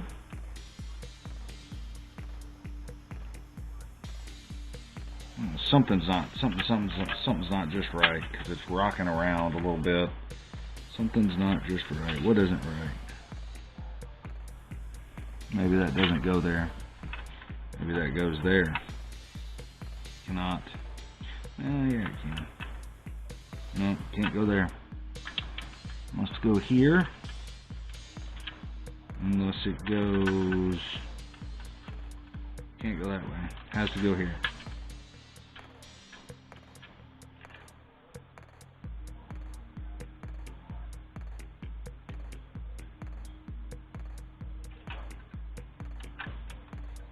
Definitely can't go there. Definitely has to go here.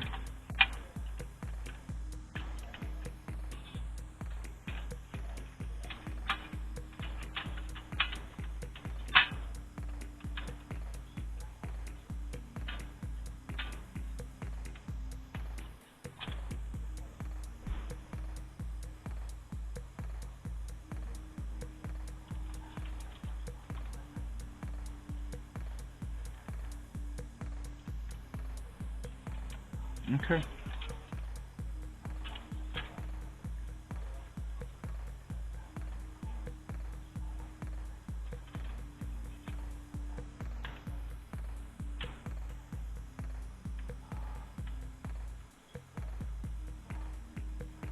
Cool. Which means this guy, I don't remember where the metal piece for him is because, oh, that's right, it does. It bolts. Does it bolt to this? That had to go, this had to go this way, right? And which means this has to go on it this way, right? Hey. And it bolts down through it. Right? Yep. Yeah. Yep, just like that right there, and then that bolts down. Heat sink bolts down over the top of that. Alright, so let me clean this up.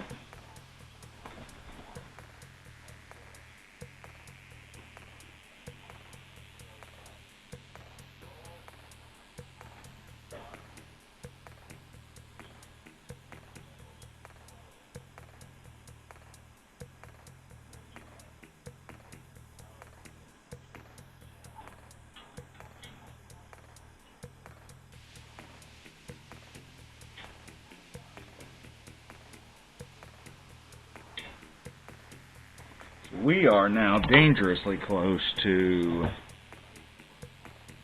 We're going to have to clean this up once we get it a little bit closer to ready.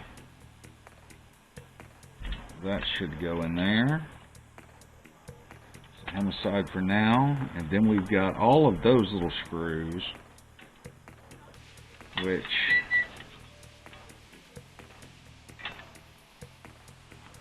Looks like maybe these. Yep. That's right. Nah.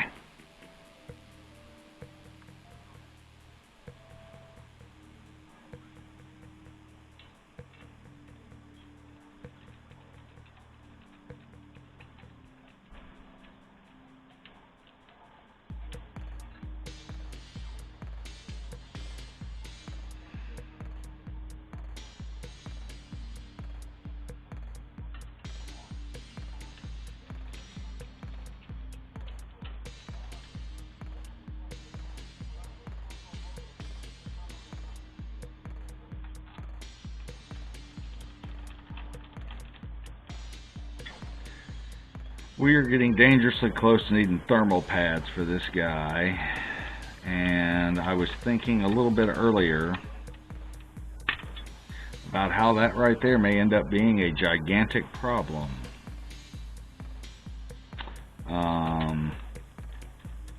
Because I think, if memory serves, that I ran out of thermal pads. I think I did. Missing a screw.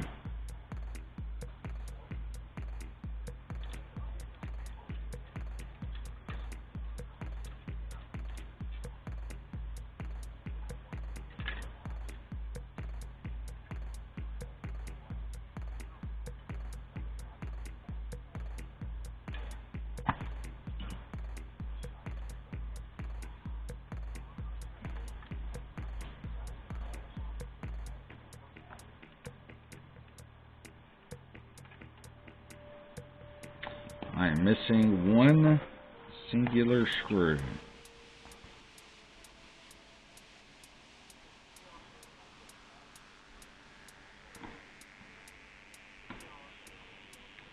I'm no longer missing one singular screw. I have found it.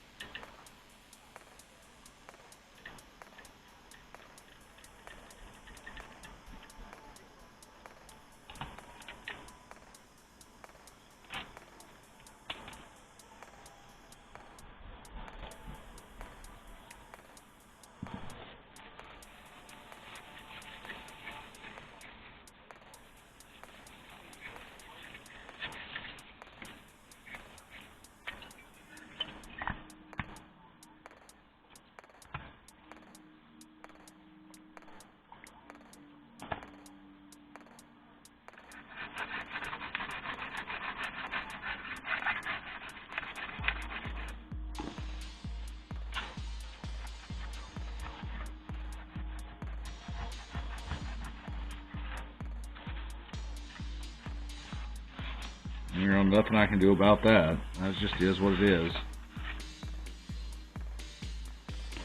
Okay, so now let me look and see if I have any thermal pads. And if I do, how many? And exactly where are they? And exactly what size, because if not, then we may have to abandon thermal pads on this altogether and go straight up MX4.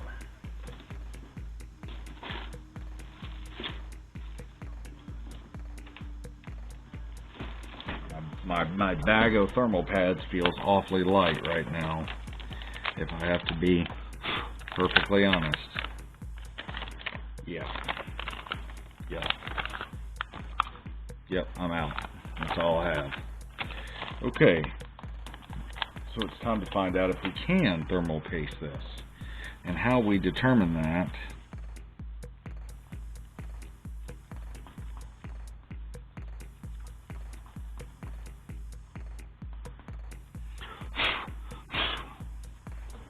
is, I'll be right back. Okay, so how we determine if we can actually do this.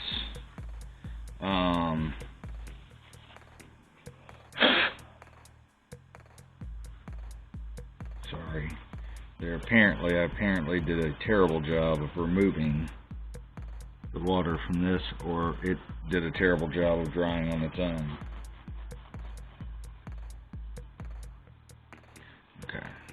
I'm not worried about that right now. So this has those little standoffs on it. And they're going to sit down here, and what we have to do is put them in place and then use our eyeballs. There is no way, not a chance, that we can get by without thermal pads. No chance at all. It's just simply too far away. Now, I could take and sand these down and drop that further down to it. I could do that. That is a perfectly viable solution. However, that is not how it came. And if I remember, these are pretty hefty thermal pads as far as thickness anyway.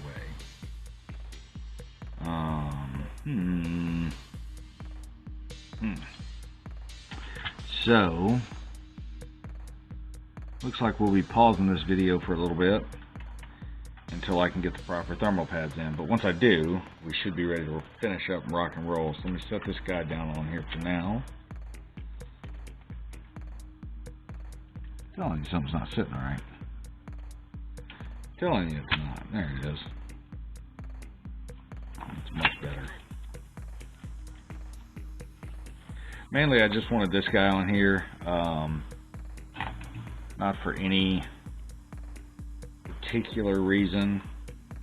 Yeah, I know. This is not, we're not here yet. I'm putting this on here so I don't forget to do it in a little bit.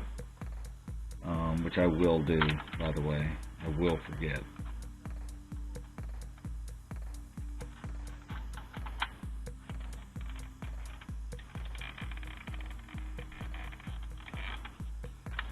What the crap? There we go. I don't even remember what I did with the controller board. I would have already put it in. Found it.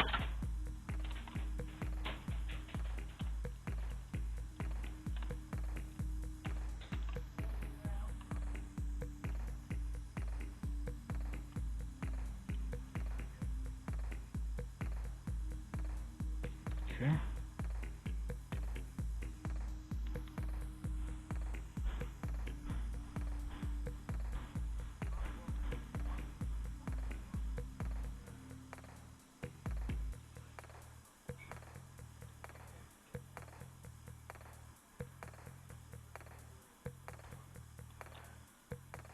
A lot of this, guys, is not necessarily remembering exactly how all of this came apart or how it all goes back together.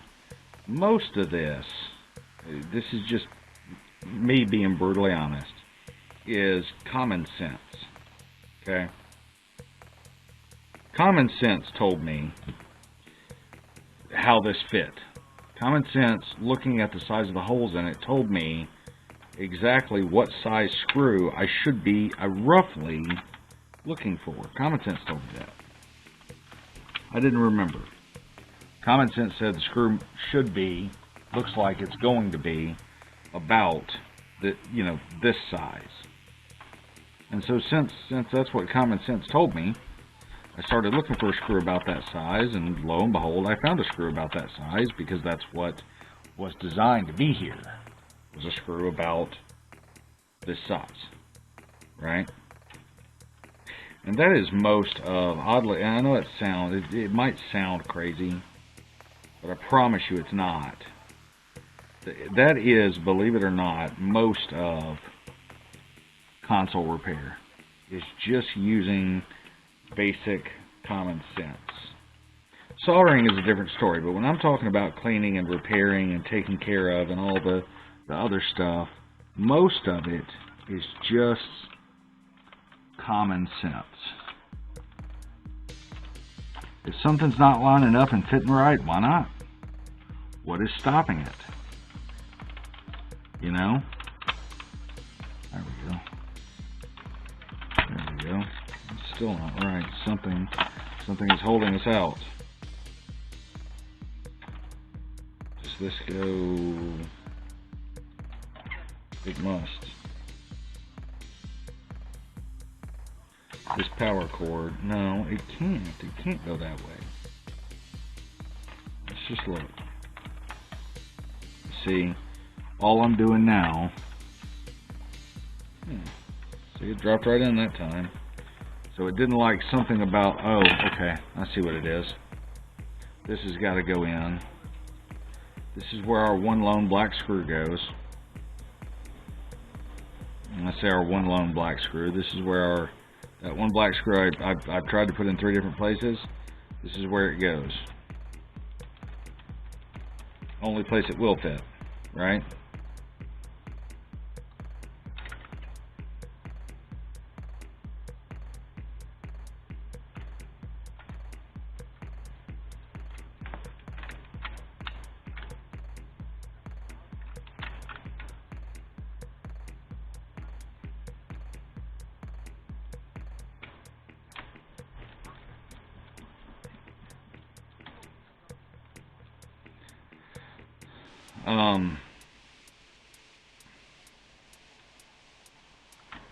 My goal here is to put everything mostly back together, but not final bolt anything down,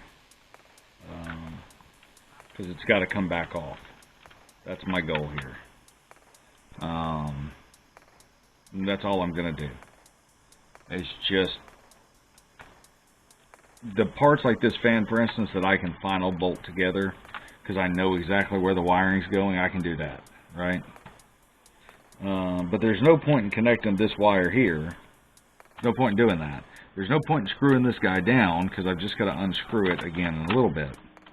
Now that wants to fit properly. Look at there. Smart. Okay. All these screws go to the heat sink, or the integrated heat spreader, whichever you would like to call it today. I'm good with. I don't care.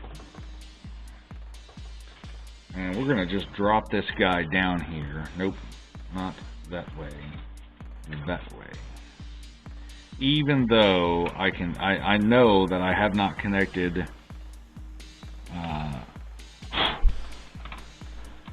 I don't have any of the plastic pieces or buttons in or anything like that yet. I know that. What I'm doing is I'm dummy checking myself. Okay. Something over here feels very snuggish. Which it may well be. Don't know yet.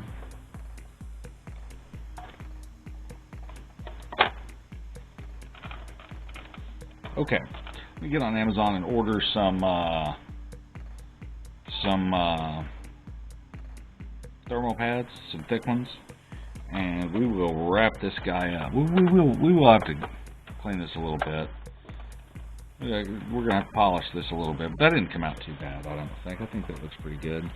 Other than something's not sitting all the way down. It may just be a wire in our way. You'd be surprised how often a wire like this right here will block you because you didn't hook it up, and it'll block your ability to connect or to drop everything down. Even though everything seems to be in place, and for the most part, all the way down. I'd say if I had to guess, it probably is that wire not being connected. Probably resting against something that it's got no business resting against. I could plug it up, but then I'm just going to fight it later. Maybe I can gently set it in place. Yep, that was what it was. That was what it was. 100%, that's what's holding us up. Is that wire right there.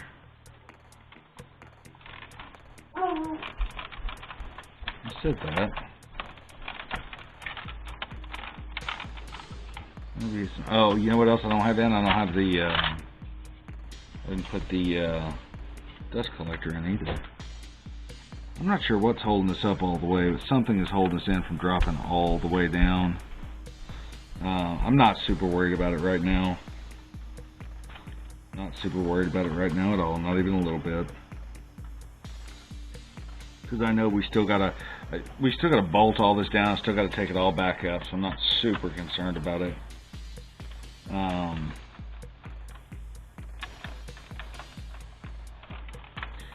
not super concerned about it, but at the same time, I'm very curious. So this side goes down, that side doesn't really want to. Well, no, now this side is down. There it is. Yeah, everything's loose. Little shimmy, she's set right on down. Cool. Even though I know this is all gonna come back up here in a little bit. So order some thermal pads for it. That'll be our GameCube. We'll polish this top up and these sides up. This thing is really going to turn out great, I think. At any rate, let me order these thermal pads and we'll be back shortly. Alright guys, so a couple of advancements. First and foremost, I figured since it's going to take a couple of days at best for our my brand went blank, thermal pads to arrive, I figured now would be a great time to go ahead and install all the other bits, pieces and things. So we're going to do that, and then, especially now that they've dried, we can do that, and then we're going to go and maybe take a look at what else we can do with this guy, okay? Because there's lots of things that we can do. So, reinstalling all of this. Nintendo, being smarter than me, because Nintendo is smarter than me, was intelligent enough to install all of these components in such a way, or at least make the cutouts in them in such a manner that, was it the old Geico commercial, a caveman could do it? They made it that simple. I just have to find the last piece that I set down somewhere and now cannot locate. That is not the piece. That is not the piece. I just literally just had it in my hand. I just put it over here. Interesting. Okay, well, since we can't find it, we will proceed like we could. So, installing these buttons, there's really nothing to it. Just be gentle. Give them a little squeeze before you go shoving them in, just so that you don't risk damaging the hole that they go into. I think this goes here. I think it does. I guess we're fixing to find out, huh? Yep, that looks about right. Now we're just missing one more of our chrome buttons. We'll find him in a few minutes.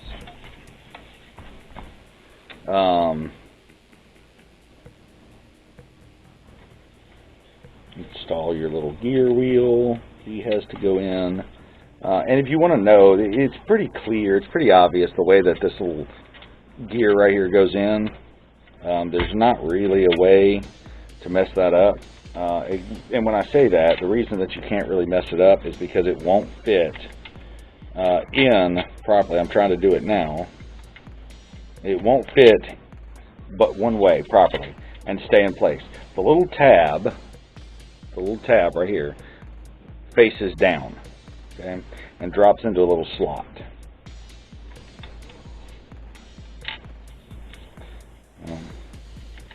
I said you couldn't really do it wrong, and you can't, but apparently I can't get it to go in the hole, so, you know, hey, beggars can't be choosers, right? Okay. Install our little mesh screen. Remember, the little clips on the little mesh screen face out.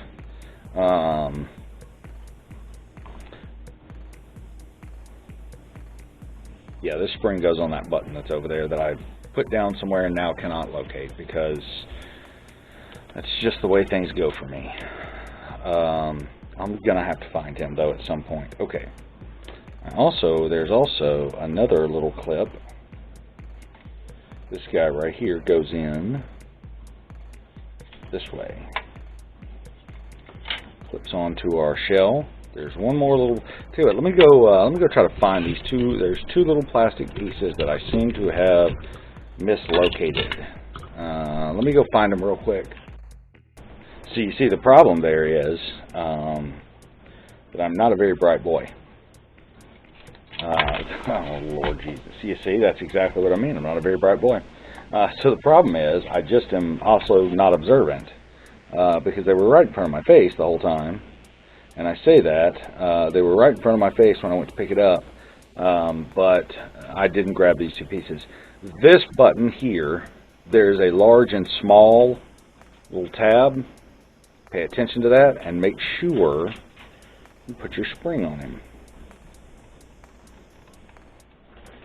Make sure you put your spring on him.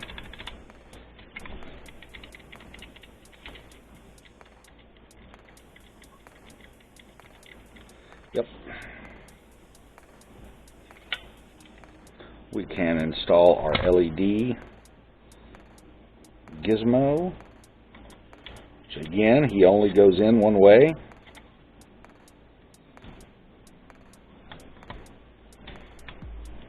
Unless you're me, at which point you can't fit it in. Today has been just it's been a Monday. Seriously? Any other time, I'm telling you, any other time, get this guy to drop literally right in, straight in. Any other time. Unless, of course, you're doing it wrong, like I was. Because again, why not, right? I apologize in advance, by the way, if you hear my voice in the background. I am literally am fixing to upload a video. Should be out literally right now. Well, before you see this, but I've finished the edit and the pre-upload to YouTube, and so I am listening to it just to make sure I didn't mess up any of the audio or anything else. Oh, come on, you. See, I got a pair of tweezers to make it easier, and it didn't make it easier, you see. Okay. Our lid goes on this way. Make sure when you put your lid on that you push the gear down, because he's not going to want to stay down when you put him on.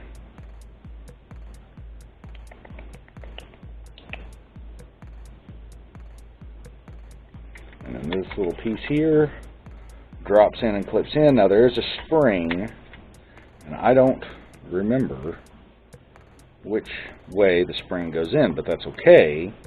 And I'm going to tell you why it's okay. It's okay because I don't need to remember, because it will only go together one way, the same way this one is over here. Okay. The spring that's on this guy will only go together one way.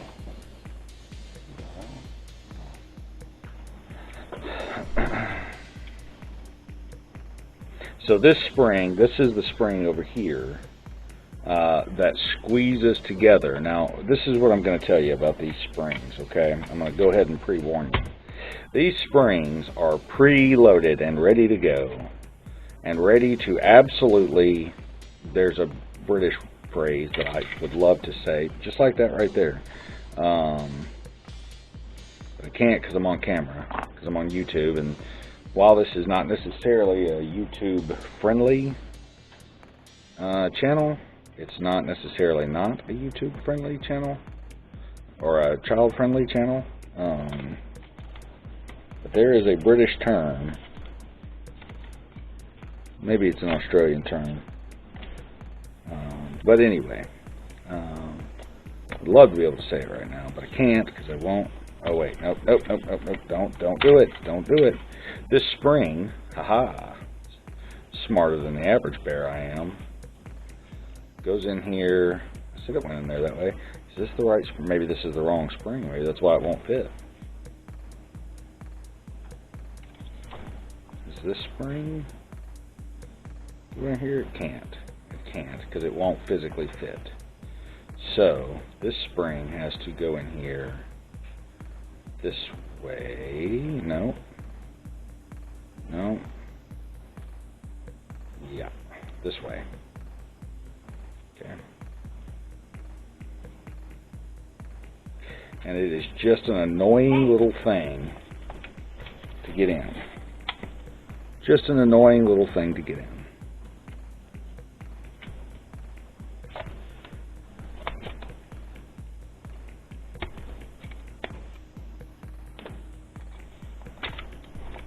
Okay.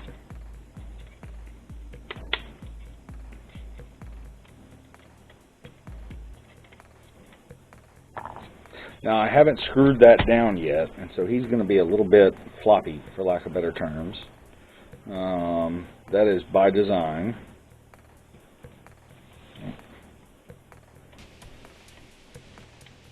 There are two of these big hat screws, and I don't really remember which one goes where.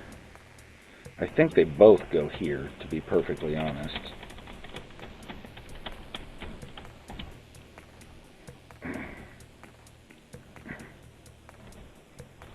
Because I think that's what keeps this from...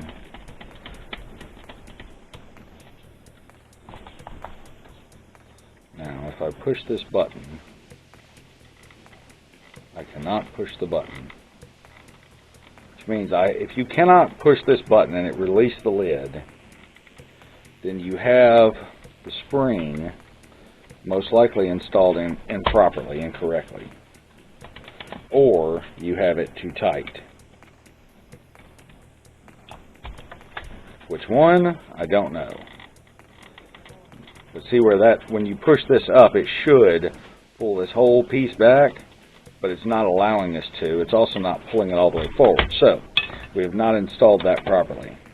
If I had paid closer attention when installing this, if I had. Or when removing this, we wouldn't be having this conversation. But what else would we talk about? I mean, it's just us here, right?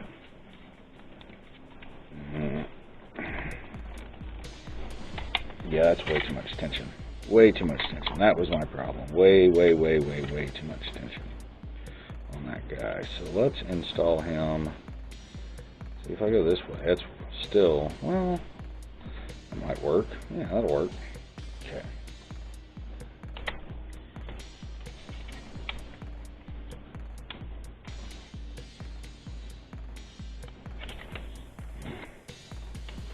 No, it won't. It's the same place that I was just at. Literally the same.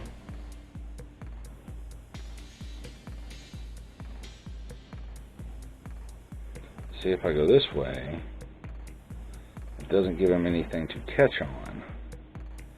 Am I sure? Yeah, that spring can't go there. Can't. Not possible. So, if I put him there, yep. If I put him there,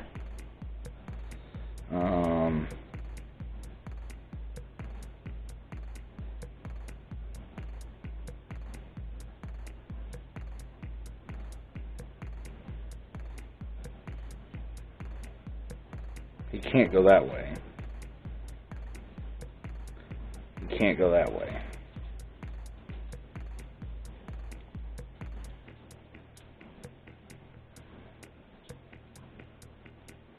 Maybe this does go. There's no way. You see, this is what happens when you don't pay attention, kids. This is what happens.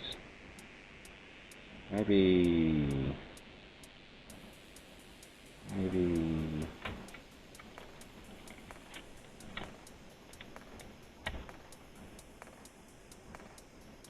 See, because that's literally, like, it won't... It'll go over that post, but it literally won't... Like, it doesn't want to be over that post. I mean, it wants to be over the post, it just doesn't want to be here over the post. For a lack of a better way to say it. That's all I got right now. And if I clip him this way, then there's no tension on anything because all the tension is being held there.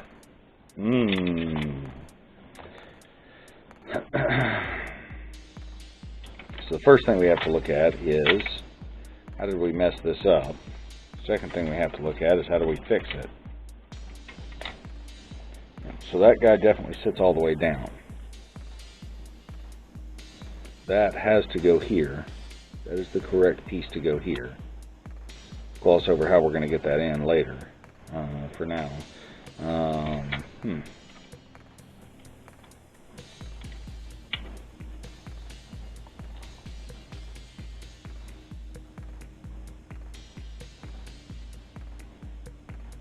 Maybe he just goes like that.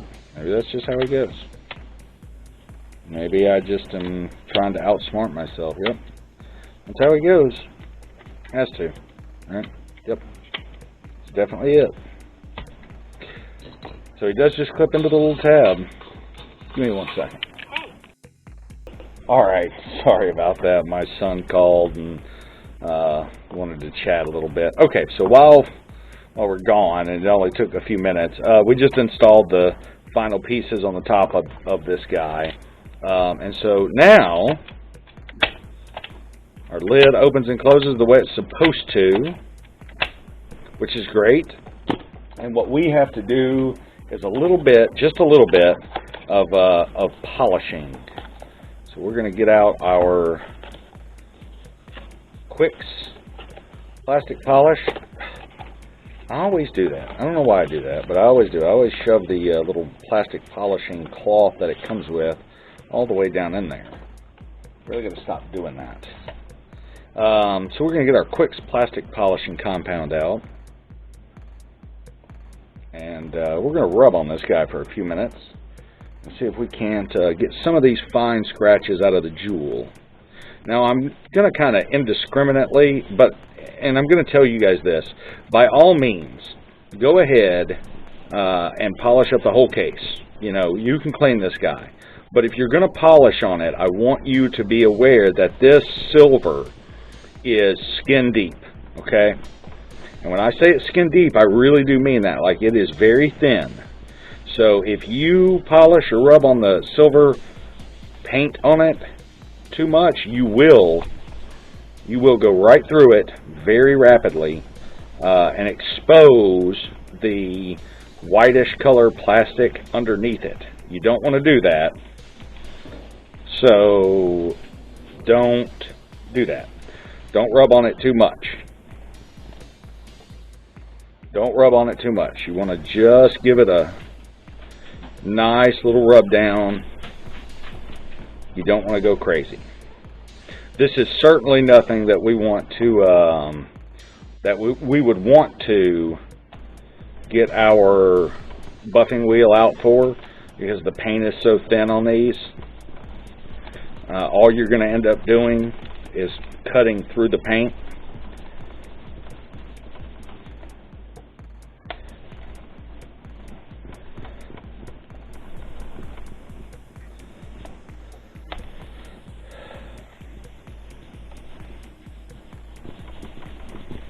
And that is definitely, you definitely don't want to do that. So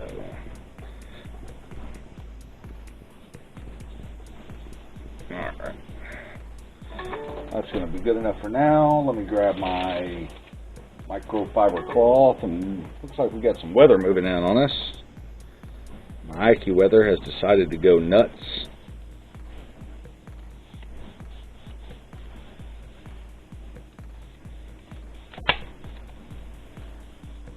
Okay, now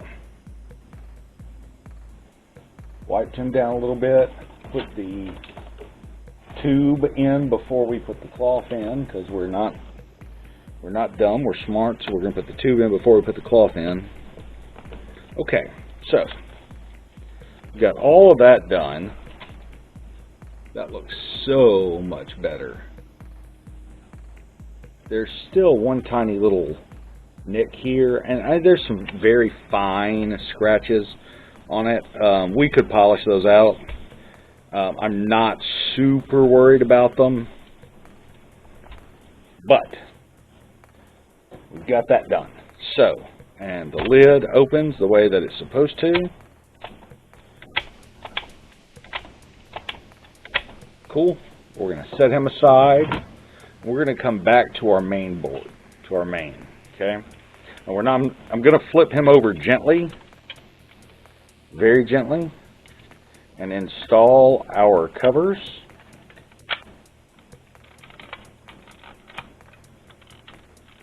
Said I was. Yep, I am going to install the covers. You just watch and see.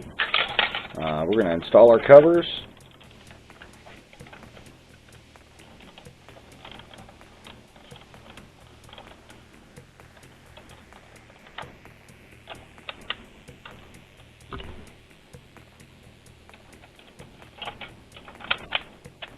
Just like that.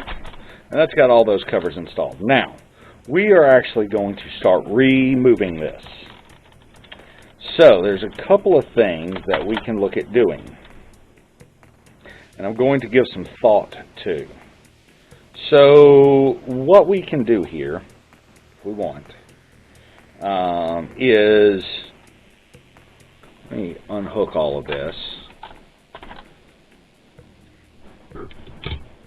We can install LED lights to shine through our 1, 2, 3, and 4, but that requires modifying this. And while it's pretty easy to do as far as modifications go, I don't think I'm going to.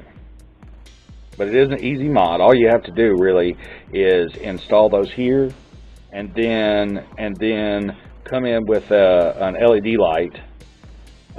Or a series of LEDs off of a 3-volt circuit on here, which is easy to find, and wire them up to that. We could do that, but I don't think we're going to. But that's a thought. We might. I'm going to hold on to that for a little bit. We might do that. Haven't decided yet. Haven't decided yet. I am going to pull this power board or the fan board off. Because if you guys remember, we were having a little bit of trouble. Things were not wanting to sit down properly all the way for us. And I wanted to take a look at that before we went crazy. I think the reason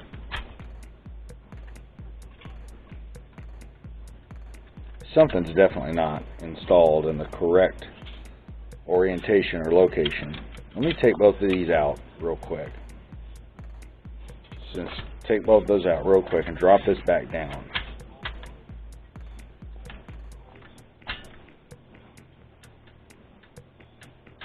See, it's still got a wobble to it. And it doesn't really matter how I push it down. It's got a wobble to it.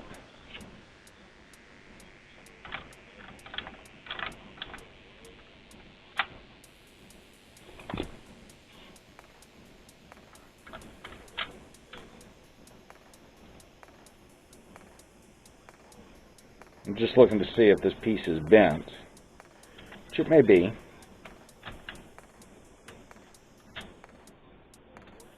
Or perhaps it goes a different direction. No, it can't go a different direction, can it? It cannot. It has to go this way because this has to fit down inside of there like that. So I'm going to be perfectly honest and say I don't know why that it doesn't sit all the way down, but here's what I do know. I do know that this, just wait, I'll figure it out, installs onto here.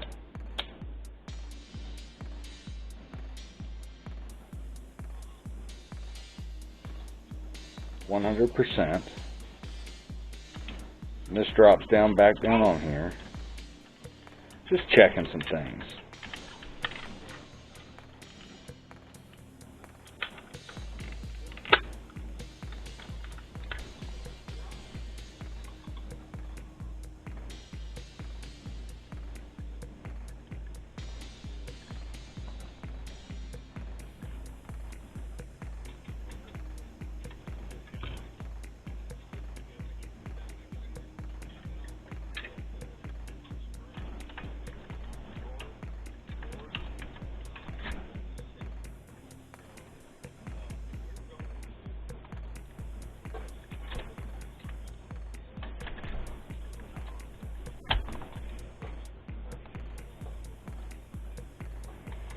I know I don't have the heat sink on yet. I want to check our lid because our lid was not wanting to sit down right.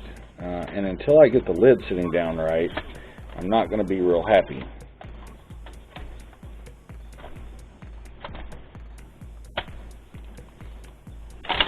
Ah.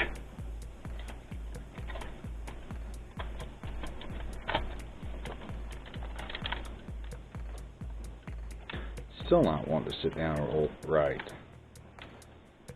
And it's definitely, now without the back cover on, it is definitely 100% a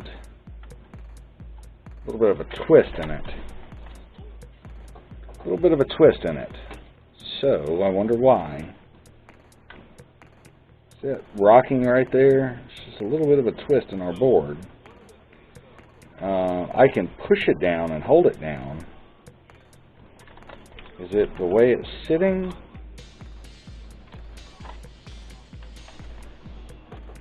You know, I really honestly don't know. I don't know what the problem is. Really don't.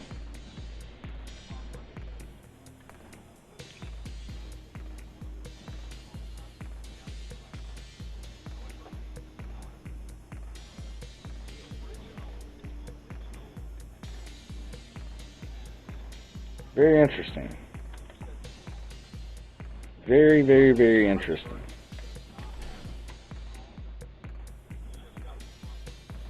It's not our CD. I was a little concerned it might be our CD tray not sitting down properly, but it's not our CD tray. It just doesn't want to sit down all the way unless I physically hold it, which I mean is going to be what happens. It's going to be physically held down. Interesting. Okay, so what else could we do?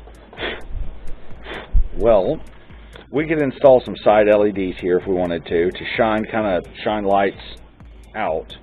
That's not, I've done that, and I don't really care how bright you make them.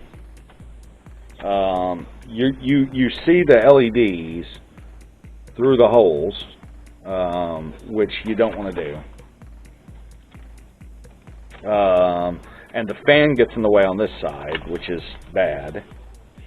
So we don't want to do that, and there's really nowhere else to install them other than the front of this guy, which I'm just not sure that's the route I want to go. So, I guess for now,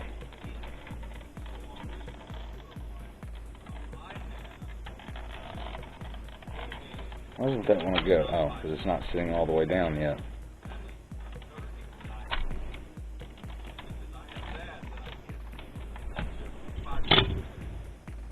Turn him down just a little bit. I don't know if you guys can hear me or not as I listen to it.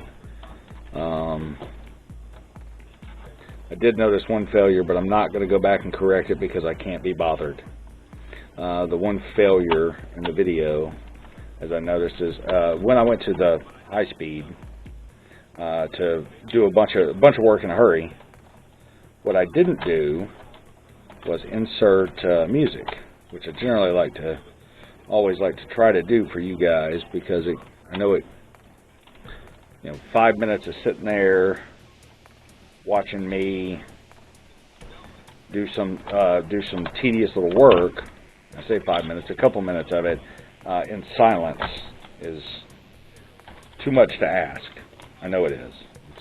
It's a lot to ask of you guys to tolerate that, put up with it, but I just forgot. I forgot to do it. So, sorry. What I'm not going to do, though, is go back and re-edit the video to fix that. Because my wife has. I built her a pretty nice, it's not a monster or anything. It's certainly no PC Master Race level computer or anything like that. But I built her a pretty nice computer. All I have is a little Lenovo ThinkPad. I'm not sure which one. I don't remember.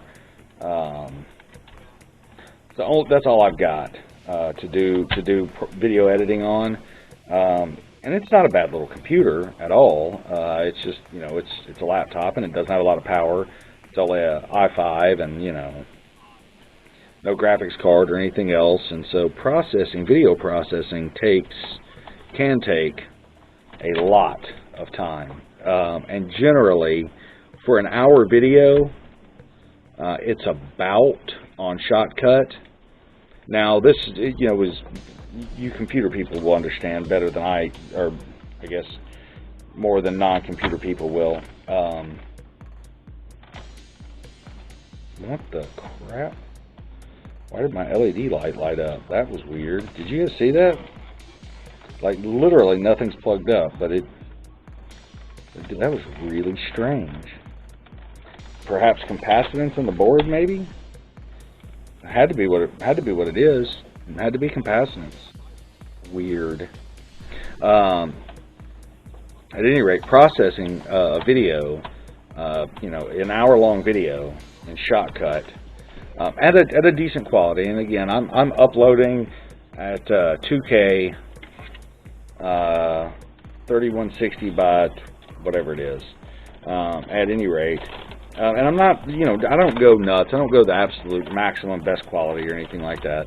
But uploading at that level takes to publish a video or whatever, finish it, edit it, or whatever, spit it out after I'm done with all the editing, takes anywhere between 5 and 6 hours. That's turbo boosting the whole time. That's if I've got it sitting on a cooling pad and blowing fans on it to keep it nice and chilly and all of that stuff. Takes about that long, and that's too long. It's too long to go back and re-edit just to add music to for my small setup. I'm not doing it. At any rate, okay, so that's where we stand right now. In a couple of days, the thermal pads will be in, and we will take this back apart again. Yes, again. And we will install the thermal pads, and then we'll test this guy out and see if he actually works, which would be really good if it does, huh? So let's skip forward a couple of days. All right, guys. Well, a couple of days have passed, and our thermal pads have arrived. So we can finally wrap this guy up and plug him in and see if it works. So we already assembled our top completely and double-checked the fitment on him. I know I could have left all this undone, but I didn't, because I just didn't. But now that we've got our thermal pads in, we can remove all of this stuff, all of these parts, and thermal pad this up real good. Careful with your DVD drive. Put him somewhere safe so he doesn't fall down and get crushed. Now, if you guys remember, I bought a huge a huge pack of these, by the way. So the proper size for these are 2mm silicone pads. Now, that is true for everything on the board except for these two chips. And these two chips, I believe, are 1mm pads because they stick up just a little bit more. I'm going to double check. 2mm pads. Sorry, I'm just looking down through there. You can make 2mm pads work. You don't need to go quite 3mm pads. Now, if you guys remember, what I told you is if you're going to do this one,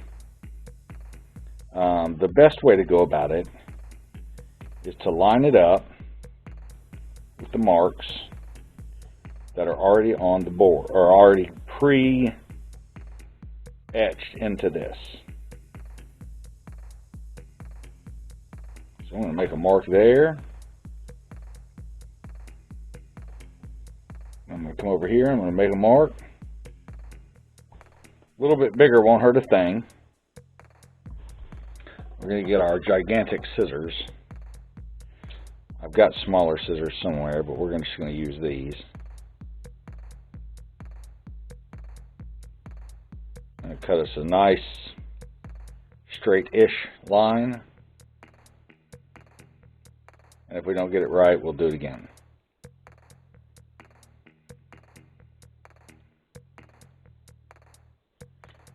Straight-ish being the operative term. We're not looking for 100% perfection here. Straight-ish. If you remember, and if you don't, scroll back and look at it, at how off the original pad was. That'll be a nice coverage. That'll be a nice coverage right there. If you remember how far the off the original pad was, you can almost, if you look at here, and I don't know if you can make it out in the camera, but you can see the lighter colored where this whole corner wasn't covered at all. The idea at this point is to cover that as much as possible.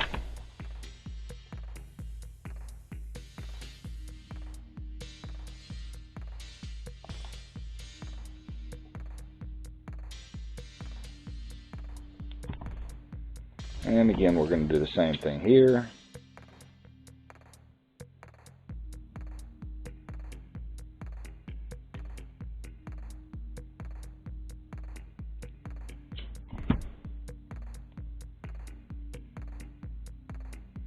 That looks like pretty good coverage. And on this guy, show you a little pro tip, a little trick here.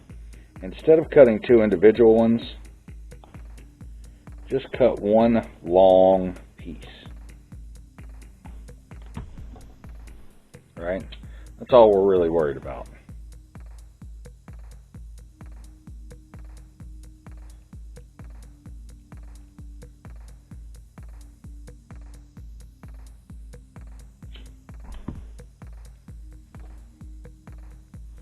Voila.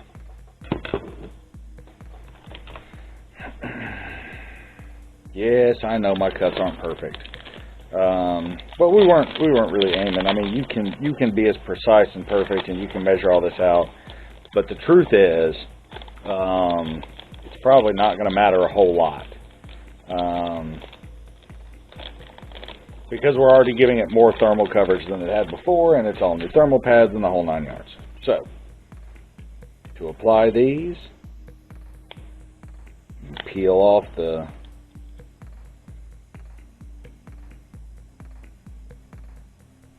Now, if you'll notice, I am specifically not taking off the top yet. I want to get this guy in place.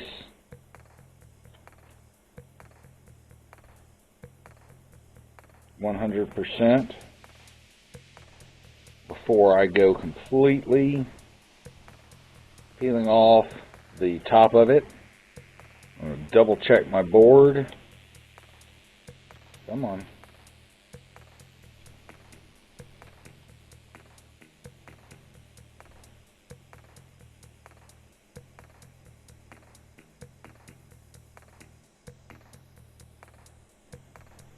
There we go.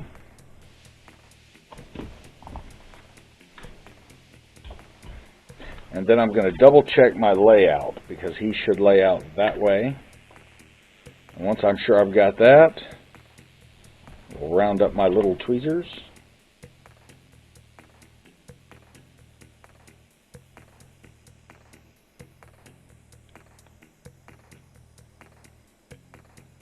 Peel off our top layer. Be sure to remove both the top and the bottom layer of this. If you forget, then there won't be any actual connection. And I say connection, there won't be any actual conduction of the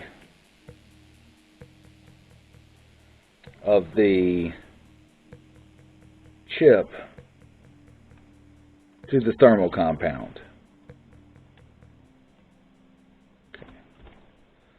Now, I know I took a little bit more time in making sure I set that down perfectly just so. You don't have to get that quite crazy with it. But it doesn't take a whole lot of time to just follow the screw holes and make sure everything's lined up properly. So it's pretty simple to do. What I'm not going to do, I'm just going to put these screws in a couple of threads to start with.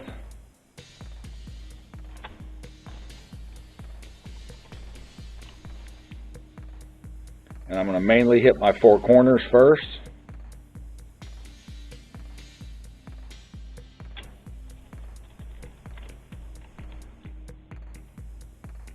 again, not trying to tighten these down just yet. Not yet. Just snugging them down a little bit. And then we'll go back around and tighten everything down one final time.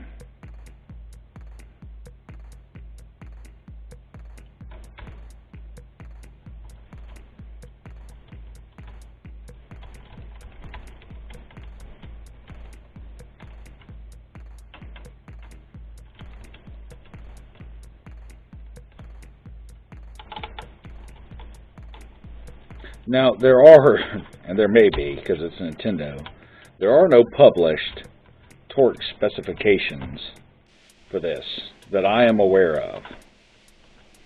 I'm not saying that there aren't any, none that I am aware of.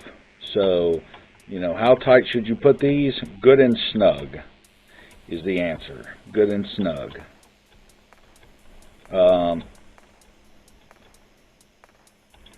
You'll know is the best way to explain it, is you'll know. You'll know when you got it right and nice and tight. Sorry, I got a couple of bent fins that are annoying me, so I'm going to gently straighten those out just a little bit.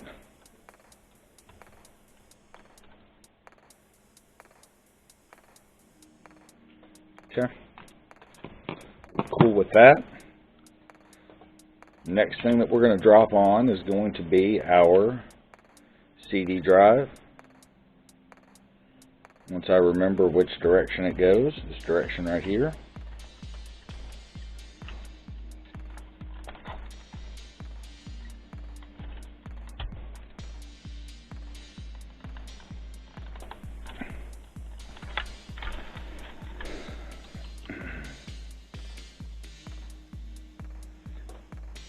Switch our screwdriver tip over to our Phillips number 2.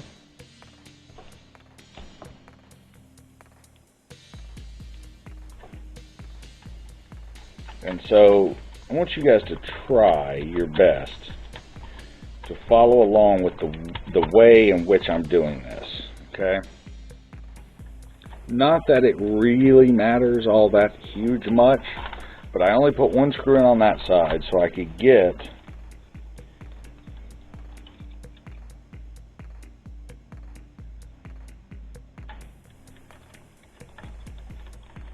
to this side, so I can look and see these 3 screws here are under the fan.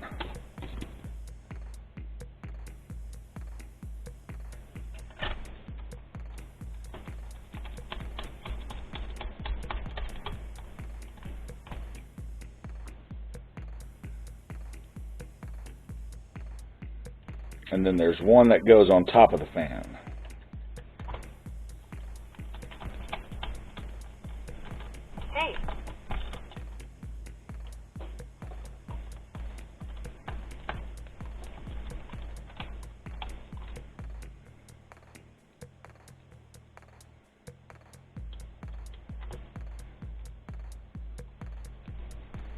So I talked about earlier maybe doing some LED lights on this, and we kind of breezed over it real quickly, but I didn't go into detail about why I was definitely not going to on this one. But let me clarify my reason. There's nowhere without doing some serious case mods to really put any LEDs on this one. Nowhere that's going to shine through. It's not like an Xbox or a PlayStation where you can, yes, you can do the lights in the controller ports, the controller numbers over there. Yes, you can. But there's no real reason to do that. No real reason at all. You're not going to gain anything by doing that. You can put lights on the sides, and I say you won't gain anything. It'll look neat. But it's a lot of work for not much of a result. You can put lights on the sides that will shine through the vents, but you're not going to see them because the fan's going to be spinning over here, so you're not going to see the lights. If you put them on this side without the fan, you'll see them through the filter. But you're not, again, it's one of those, you're just not gaining anything really of value You're not gaining any cool points because you're not going to see them. Now you can window mod the side of it. What is it? FR Studio? But yeah, Studio FR did a Game Gear that they modified that way. Put those look-through side windows in, and it was really cool. The guy does amazing mod work on as far as windows and stuff like that in consoles. Really does a great job. But unless you're going to go to that level, and you have a maker box and a 3D printer and all the other things, again, you're not gaining much. So I've got to take our fan assembly back off because there's one screw I can't get to. It's underneath this power port. I could probably cheat it, but I think it's probably just as fast, or maybe better, to just take it apart.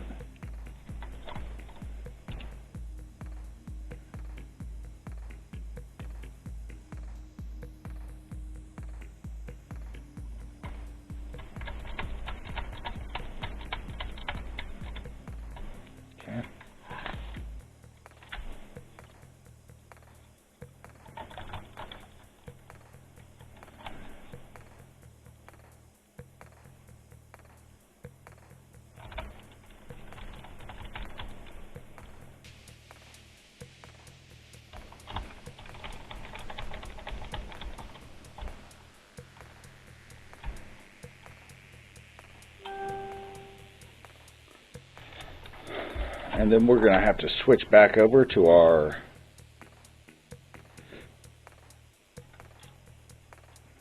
other Phillips screw, which is our Phillips, not a number 2. That's what I've got both number 2s out. That's no good. To our Phillips number 1 to run these screws in.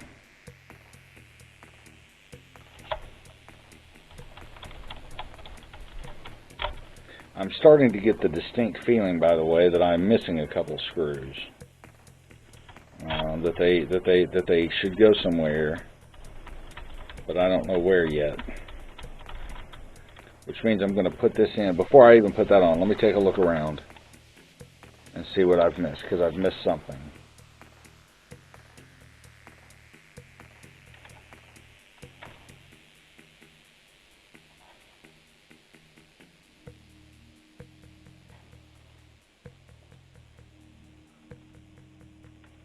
Or, no, you know what? I know what those came out of. They didn't come out of this anyway.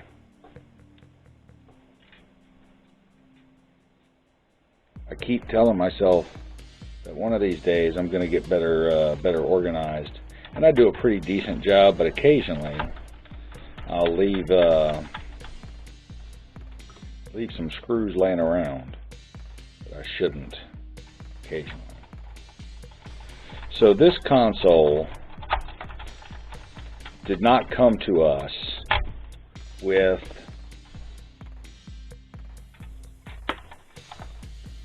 any sort of power or AV cables. So I'm going to have to, first off, I'm going to have to borrow some from my own personal collection, which means going into the dreaded box.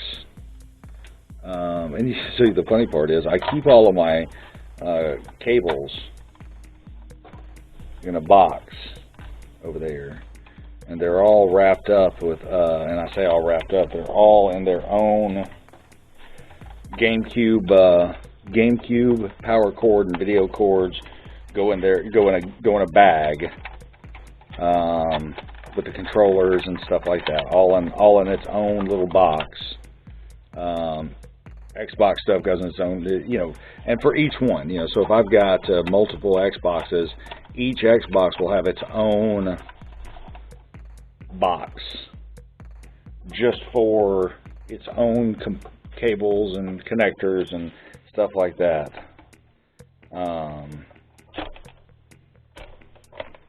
But digging through the box is always a little bit of a challenge. So what I'm looking for now is just make sure everything's sat down properly. Once I know it did, Drop our game bit screws in.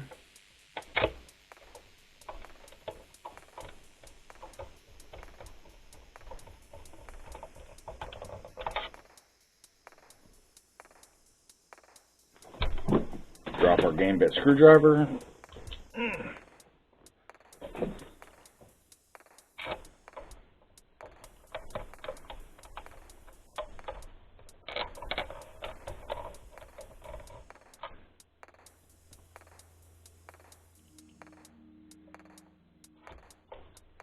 So even though I had one of these, this is the version GameCube I had that I bought. I will never forget mine at Toys R Us. Even though this is the one that not the exact one, the version, the silver, the platinum. Even though this is the one that I had, this is the DOL 101, which doesn't have the high definition output on it. So there are some things that I can do to get that high definition output back. There are things I can do, and I might do. I haven't decided yet for 100%. But I may end up just selling this instead, is what I might end up doing. So let me go grab, I guess it's time to see if we have power and all that stuff. So let me grab some power and video cables and I'll be right back. Alright, we're back. So, I didn't bother to grab a game, which, shame on me, but, so I won't know if the disk drive works yet, but I'll have to go round the game up to find that out. First, what I have to do is attempt to untangle this cord. I don't even know how we do that. I don't know how it got so tangled. I'm usually pretty meticulous about putting everything up in its respective places. So what just fell back there was a McQuill Game Gear. That's not good. Okay, let's turn our little screen on and see. We got our purple light. That's good. We have a GameCube logo. I'm going to have a GameCube controller. System settings were lost.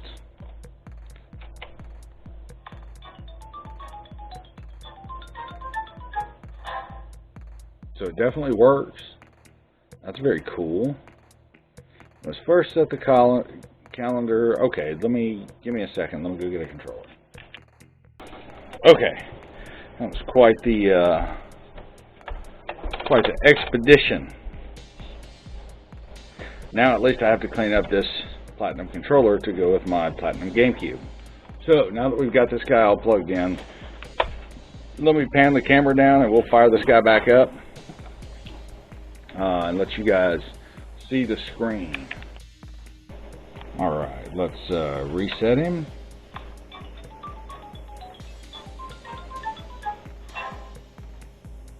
I don't have a game in it, but at least this will tell me some stuff. We can play around with our buttons and make sure they all work.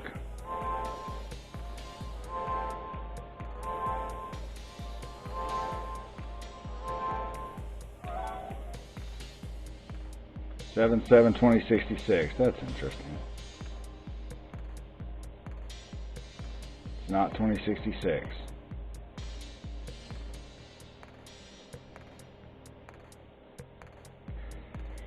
Oh, what is today's date?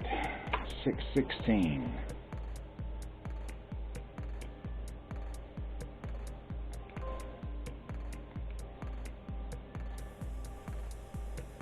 It's 13/31, give or take.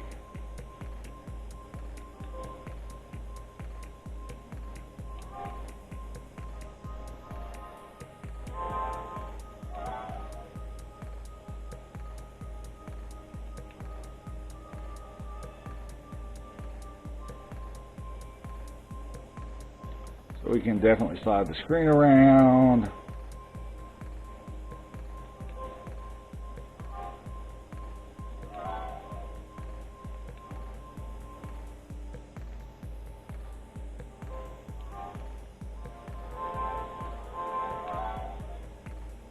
nothing is inserted. Of course it's not, because nothing really is inserted. So let's hold this down and reset it. Let's reset it. Let's turn it off. Back on.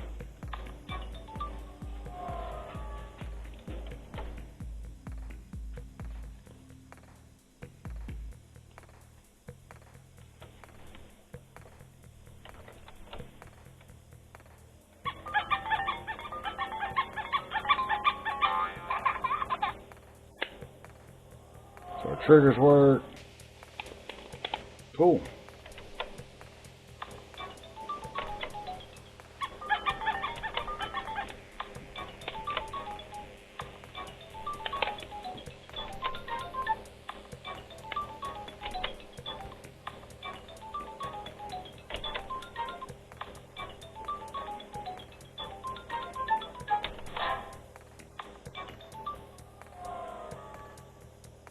Cool. So we got good output and good gameplay. Well, no gameplay. We got good output, good controller. So it looks like that's going to wrap this one up for us all the way around the board. We've taken a non-functional GameCube. And I say non-functional. We don't really know. The guy that sold it to me said it worked, but you know, who knows? It seems to work fine now. It doesn't seem to have any problems. I've got to round up a GameCube game to do some testing, but for what we're doing right now, that's going to wrap up this particular video because it clearly works as far as turning it on and power and everything. The only thing that might have any sort of problem is our disk drive. I don't think so, but if it does, we'll put a GCEMU in it and load it. I don't feel a whole lot of heat coming out of it. There's a little bit. It's a little warm.